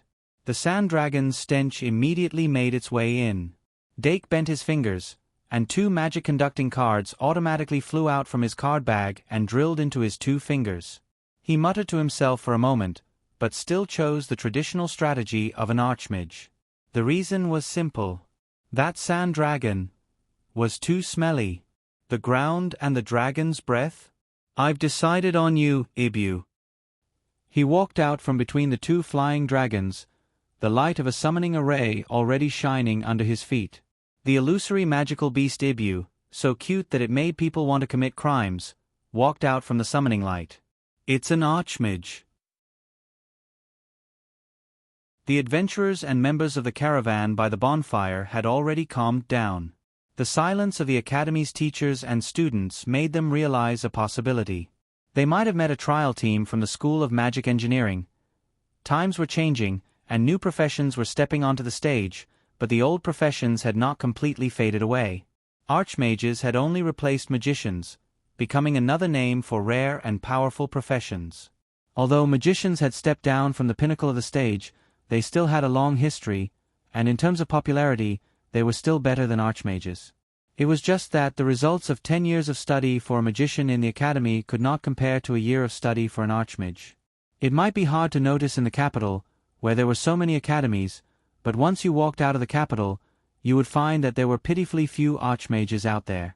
If an adventurer team could get a magician to join them, they would already be extremely lucky. As for archmages, they did not even dare to think about it. Most of them could only see archmages in dueling halls. Schools of magic engineering were extremely rare, but people's understanding of archmages was much greater than that of magicians. This was because archmages could be seen in dueling halls. Marilyn turned to look at Illusory Beast, EV, walking beside Dake and couldn't help but think, although archmages are powerful, that magic guiding fairy shouldn't be of a high rank, right? What is he trying to do? Is he going to summon a low-star magic guiding fairy as a sacrifice? She had the highest status in this group and was the richest. She had also watched the duels of magic engineers the most, so she naturally knew more about archmages than the others. Those who only knew a little about archmages would often confuse them with summoners. No matter what, they wouldn't be able to understand the archmage's intentions in summoning weak elves. The illusory beast, EV, that Dake had summoned looked like a pet used as a bolster. How could such a magic guiding fairy fight against a saloon? The power that a saloon could display in this environment was extremely terrifying. A large part of the reason why the adventurers sought shelter was to avoid this saloon that appeared at night. They had a total of 12 adventurers. Even if they did not care about sacrificing themselves, they could barely fight against a saloon. If new magic beasts were attracted during the fight, they would be in danger of being completely wiped out. But the adventurers were not like the supporting characters in novels, exposing their ignorance. They buried their doubts deep in their hearts and nervously watched the youth's back. Perhaps it really will work. This thought appeared in their hearts at the same time. In the name of Dake Dimming, I summon Greed 3. A bluish-purple light sprinkled down as Illusory Beast, EV, gradually glowed as it advanced. By the time Dake walked out of the encirclement of the wyverns, it had already evolved into the ice-blue, Illusory Beast, Frozen EV. The ice element countered the ground element. The ice element countered the dragon element. A ground element plus dragon element saloon was a lamb waiting to be slaughtered in front of an ice elemental magic guiding fairy. Frozen EV, hail. Squeak squeak. Although, Illusory Beast, Frozen EV, said, no, its body was still very honest. It stopped not far in front of Dake and elegantly raised its neck. The light of the ice element emitted from its body and gathered on top of its head, then shot into the sky. In the blink of an ice-blue beam of light appeared in the already dark night. The beam of light suddenly spread in all directions, and the already extremely cold night suddenly became like a polar region.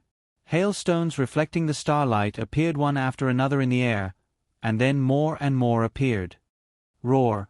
The saloon let out an extremely uncomfortable roar. The black soil and sand under its body suddenly floated under its control, and after a short period of charging, it shot out all at once. Mirror launch. Dake calmly gave the command. Compared to a magic guiding duel where every second mattered, this kind of battle tempo was not considered fast. Even if he was worried about his own safety, he could still react in time. Squeak squeak. Illusory Beast. Frozen EV's eyes suddenly lit up. The ice element quickly gathered and condensed into a huge ice mirror beside it. Sure kill skill. Mirror reflection. Countless grains of sand bombarded the ice mirror, and the black sand almost completely engulfed Dake and Frozen EV's figures. The saloon suddenly raised its head and let out an excited roar. Its body shot into the sand, and it opened its huge mouth to viciously bite Illusory Beast, Frozen EV, that was submerged in the sand. Whoosh! The wind instantly reversed. The sand that filled the sky suddenly changed direction, and after a sudden pause, the grains of sand suddenly shot back. A whistling sound swept over, and the earth element that had multiplied rolled and surged into the sand. Me, Illusory Beast, Frozen EV, let out a clear cry. The saloon's huge body suddenly flew out 2 seconds after burrowing into the sand. The sand that had multiplied in power had pierced through the thick scales on the surface of its body, and the hail that fell from the sky kept draining its life force. It's time, freezing beam. Dake Diming's voice broke through the sand. A thick icy blue beam of light pierced through the sand that filled the sky, accurately hitting the flying saloon. In Hailstorm, the power of ice-type sure-kill skills was increased by 50%, and the freezing rate of freezing beam was doubled. The saloon was countered by the ice-type, and the ice-type sure-kill skills were especially effective on it.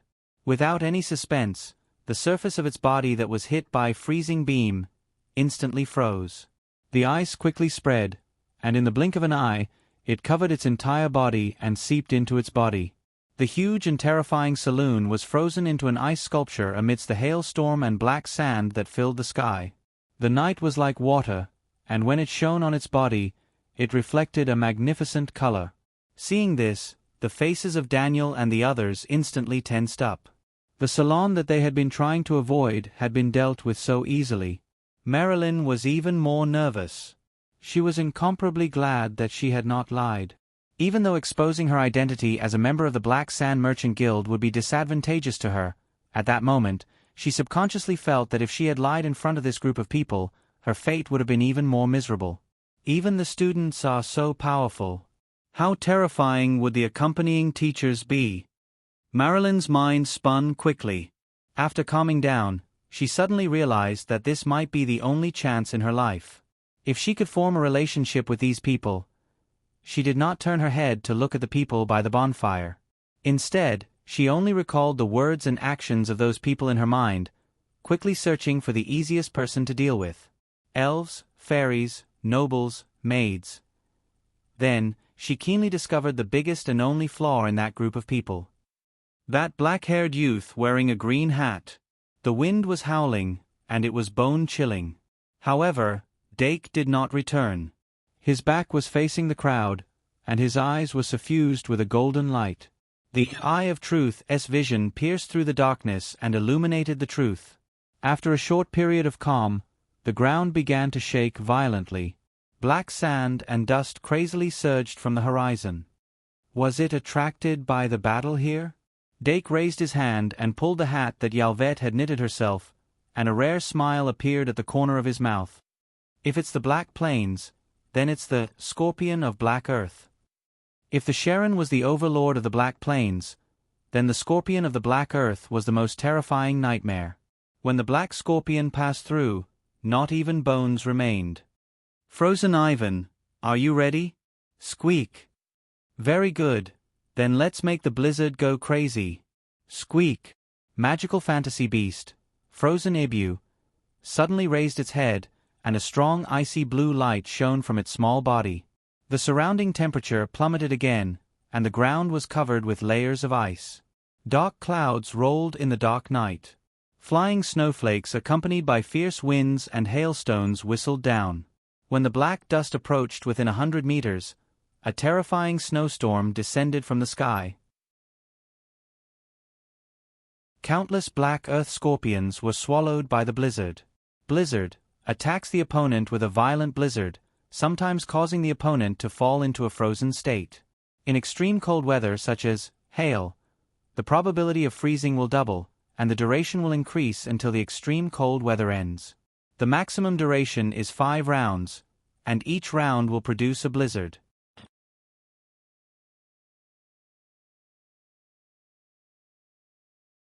Chapter 759. The dark clouds dispersed, and the wind and snow disappeared, leaving only the chill in the world. Looking out, the black tide had solidified, and ice covered 1,000 miles. Blizzard was fully unleashed, and the area it covered far exceeded the duel arena. There was not a single moving thing in sight. At the edge where Blizzard could not reach, the ignorant and fearless scorpions of the Black Earth actually burrowed into the ground after a short pause, escaping without a trace in the blink of an eye. Dake stayed where he was for a moment, and the golden light in his eyes dissipated, confirming that there were no more magic beasts hiding. He then picked up Magical Fantasy Beast, Frozen Ibu, by the waist and turned to walk back to the bonfire. When he walked past them, some adventurers could not help but lower their heads, their limbs turning soft in fear. Only those who had experienced the pursuit of the Black Earth scorpions would know how terrifying that seemingly endless sea of scorpions was. But even such terrifying creatures had been casually buried by this youth's magical elf with ice and snow. At this moment, the adventurers clearly understood that this group of academy teachers and students had the ability to easily crush them. Thus, they were no longer as relaxed as before, and all of them were extremely cautious. As for the identities of Marilyn and the others from the Black Sand Merchant Guild, it was no longer within their scope of consideration. Remember this in a second. https://m. Vipkanchu. VIP. The Black Sand Merchant Guild was notorious. Not only did they often smuggle prohibited items, but they were also ruthless in their actions. There were even rumors that they had harmed all the adventurers they hired. But no matter how ruthless the people of this guild were, they could not cause any trouble under the suppression of absolute power. Daniel and the others had made a posture of drawing their swords earlier, but it was more of a precaution. If they could avoid conflict, they naturally would not want to. After all, it was not worth it for adventurers to get injured or die in such a situation. Adventurers did not have any feelings. They only had to live. After Dake sat back down by the bonfire, he realized that Impregnable Fortress Congreve had suddenly started speaking in a restrained manner. Monica and Daniel were no longer as natural as before. Instead, it was Marilyn of the Black Sand Merchant Guild who seemed to be letting herself loose, and was clearly leaning towards White. Then, Ophelia had her eyes on her. Could this be the legendary encounter of great beauty? But this Marilyn is almost twice as old as White, right? Little horse and cart? Dake looked amused and tried to stifle his laughter. Then, he suddenly noticed that the Heart's Eye Goddess was looking at him. His expression suddenly became serious, and he restrained his thoughts. The goddess with the heart curled her lips into a smile. The black scorpion caucuses outside the camp emitted dark green poisonous gas after the ice and snow melted. However, it was blown away by the cold wind before it could spread. Sand and dust rolled up and slowly swallowed it. The two adventurers returned to the camp and handed Dake the materials they had taken from Sharon. Dake took a look and realized that these materials were very different from the materials produced in the dungeon. After the demonic creatures in the Academy's underground city died, their remaining magic power would condense into parts of their limbs and organs, causing the materials left behind to be rich in magic power and of high quality. If the demonic beasts outside died, then so be it. The mana remaining in the demonic beast's limbs would gradually dissipate as the demonic beasts died. If the demonic beasts didn't disintegrate and preserve them in time, their quality would rapidly decline.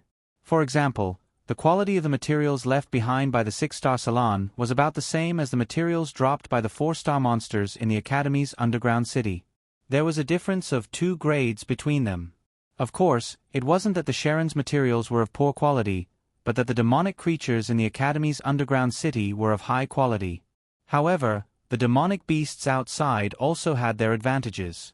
Many parts of their bodies could be used as materials, unlike the demonic creatures that only left behind 1 or 2 materials after death. For a demonic beast as large as the Sharon, there was naturally a lot of materials. Dake picked and finally only left behind a dragon crystal and a dragon bone. The dragon crystal was condensed from the magic power of the dragon species. If it could be accumulated over time, compressed and purified, there would be a chance to condense a dragon ball. In short, it was equivalent to the rough embryo of a dragon ball. As for the dragon bone, it was actually more like a bone spur. If it could be polished well, it might be ground into a dagger. When they arrived at the Freedom Capital, Dake planned to give it to Meow Meow as a toy. After all, he had taken a lot of good things from Meow Meow's treasury, and his conscience would hurt. The night was getting darker, and the moon and stars were hanging high in the sky. Professor Shi Erfu originally wanted this group of adventurers to tell more adventurous stories, but perhaps because Dake was too intimidating, the group gathered around the campfire and couldn't hold back a few words.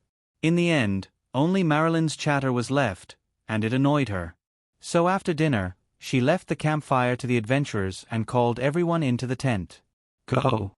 Professor Shi Erfu flicked her finger and casually set up a barrier to prevent sound from spreading. Dake gave the Mind's Eye Goddess a look, and the latter sat down on the spot and began to analyze the psychological changes of the adventurers. By analyzing the psychological changes of the adventurers, she could naturally gain a deeper and more thorough understanding of the adventurers as a group. Professor Shi Erfu planned to use the mind-reading ability of the Mind's Eye Goddess to give a lesson to the 3 students present.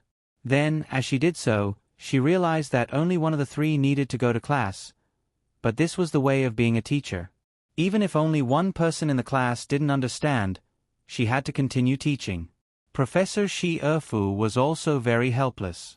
So, that Marilyn's real name is Marilyn, and she wants to get close to us by sucking up to White? Ophelia frowned and said in an unfriendly tone. White opened her mouth and said after a while, "Why me?" "Because there's no other candidate," the Mind's Eye Goddess said methodically. White's face turned red, but she couldn't refute. Because she did have a good impression of Marilyn. Professor Shi Erfu finally found the opportunity and even couldn't wait to start preaching. At #yen%. After a quarter of an hour, she finally closed her mouth in satisfaction. White had already become a listless cucumber. "Okay, now you know what it means to be sinister, right? Go to bed early. We'll head to the Freedom City tomorrow morning." Professor Shi Erfu finally finished speaking. Then, the 13 people were divided into 3 groups and slept in 3 different tents. The night was silent. When Dake woke up, it was only 4 o'clock in the morning. He crawled out of his sleeping bag and stuffed the little girl lying on his face back into the sleeping bag. Then, he quietly walked out of the tent. The sky was still very dark, and an adventurer on duty was adding wood to the bonfire. Doc recalled his name, walked over to him, sat down, and said, "Good morning, Mr. Daniel." "Just call me Daniel," Daniel hurriedly said with a hint of reverence in his tone. Dake smiled and asked, "What time did you get up, Mr. Daniel?" 3 o'clock, Daniel said. "I'll keep watch for 2 hours until 5 o'clock, and then I'll lead the team out." "Dake, you're also going to the Freedom City?" Daniel nodded. "Yes, I'm sure you're going as well. Maybe we'll meet in the city." "That should be the case." Dake raised his head and squinted slightly as he looked at the gradually brightening horizon in the distance. Daniel rubbed his hands and asked tentatively, "What would you like to eat when the time comes?" After he woke up at 3 o'clock, he had been thinking about how to repay Dake and the others, but in the end, he realized that they had everything he had, and what he didn't have, they still had. Then, he realized that his repayment might only add to the burden of the other party. Although this sounded very tragic, it seemed to be the case. The precious material that was dissected from the sandworm last night seemed to be even worse than trash in the eyes of these people. If he said it out loud, Dake would definitely tell him that the material was still better than trash. There was a lot of such material in the 10 school branch on Traveler Street. "Sure." After Dake casually agreed, he said, "Mr. Daniel, can you talk about your experience in the military?" "Of course." Daniel was slightly excited, but he quickly deflated. "It's just a little hard to talk about it." Dake smiled and said, "You can talk about some of your comrades." Daniel relaxed and looked at the sunrise on the horizon. He recalled that time that was actually very important to him. The golden light on the horizon gradually brightened, reflecting a dazzling color in the distant sky. Doc rested his chin on his hand and listened quietly. He now had a more detailed understanding of the war between the humans and the demon race. It was a war for the survival of a race, and there was no mercy to speak of. Daniel's parents and elder brother had all died in that war. He joined the army at the age of 20 and swore to kill at least 3 demons. He had enough courage, but unfortunately, he still had regrets.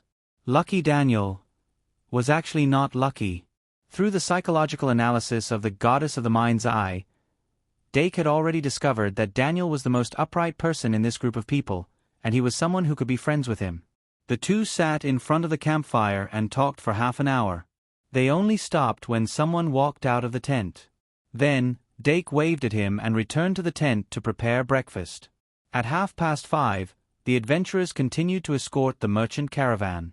Dake's group had already flown out of the darkness 10 minutes earlier. After leaving the Black Plains, the road was much safer. There were also relay stations built by the Freedom City along the way that could replenish their food and water. However, the 5 dragons did not stop and finally arrived at the Freedom City before noon. Looking down from above, the Freedom City looked like a huge square box. The walls that were raised by earth and rock magic were extremely majestic, and the entire city was very large. The Freedom City originally only had the inner city, and the walls were only 15 meters tall. Later, as the population gradually increased, we built the 50-meter-high outer city wall with the help of the citizens, as well as the moat outside the city wall. The outer city wall is divided into 4 sides: north, south, east, and west. There are 3 gates on each side. The gate in the middle is the tallest and can allow large beasts to enter, while the gates on the sides are shorter. We have 5 dragons that can enter from the east gate. Don't worry about being stopped by the city guards. The Freedom City has strict law enforcement, but there are no restrictions. As long as the gates are open, you can enter and leave freely. Aurora spoke with fervor and assurance, as if she was familiar with her family's treasures. There was an unconcealable excitement in her voice. Half a year ago, she left the Freedom City with her mother, thinking that she would not be able to return home for at least 2 or 3 years. She did not expect that she would have the chance in just half a year. I wonder if Mother will be pleasantly surprised when she sees me? With that thought, she continued to talk about what she knew. The 5 dragons began to slow down and descend a few hundred meters away from the city. They then maintained a low altitude and landed 100 meters away from the east gate. Chirp, chirp, chirp. The little girl sat on the little magnetic monster and could not wait to rush in. Dake reacted quickly and grabbed the back of its neck, hugging it in his arms. Kakik. The little fiend giggled and flew in a circle, then landed on Dake's left shoulder. Meanwhile, the little magnetic monster slowly flew to his right shoulder. The 3 combined to form a black ball on the left, a white ball on the right, and a meatball in the middle. Let's enter the city first and pay a visit to the city lord. Professor Shi Erfu waved his hand, and everyone followed behind. The Freedom City was not their final destination. When they reached the city lord's mansion, they still had to summon Demon King No. 1 to continue questioning. After that, they would further plan the itinerary and choose the people to stay behind according to the degree of danger. However, after walking 100 meters, they were stopped by the city guards before they could step onto the moat. Something's wrong. Dake observed for a while and frowned. Perhaps because there were 5 dragons following them, more than 30 city guards came in one go. Every one of these city guards had the characteristics of beasts. They should be half-blood beast men. The city guard in the front was tall and had the word "King" tattooed between his eyebrows. Although he did not have tiger ears, he had a tiger tail that coiled around his waist. He was a half-blood tiger man. Looking at this half-blood tigerman's shoulder armor and holding a long spear, he had an extraordinary aura. He was probably a general in the city. This half-blood tiger man general stepped in front of them, blocking them. There was a murderous look on his face, and there was a faint aura of blood flowing. The half-blood beast men behind him also had stern expressions, waiting solemnly. "Why are you stopping us?" Professor Shi Erfu frowned and asked directly. The half-blood tiger man widened his eyes and said in a rough voice, "The city is under martial law. Unauthorized people are not allowed to enter." Martial law? Professor Shi Erfu's brows relaxed. Did something happen in the city? The half-blood tiger man general held his long spear horizontally and said, "It has nothing to do with you. Leave quickly. If you need to replenish your supplies, the relay station outside the city has water and dry food that will be enough for you to return." As he spoke, he looked up at the 5 dragons and said, "It's fine if you don't need them." He was not afraid of the flying dragons at all. However, just as he put on a dignified expression, he suddenly could not keep it up. "Uncle Tiger Man, what happened?" It was Aurora who suddenly walked out from behind Professor Cheong-si. "Little son."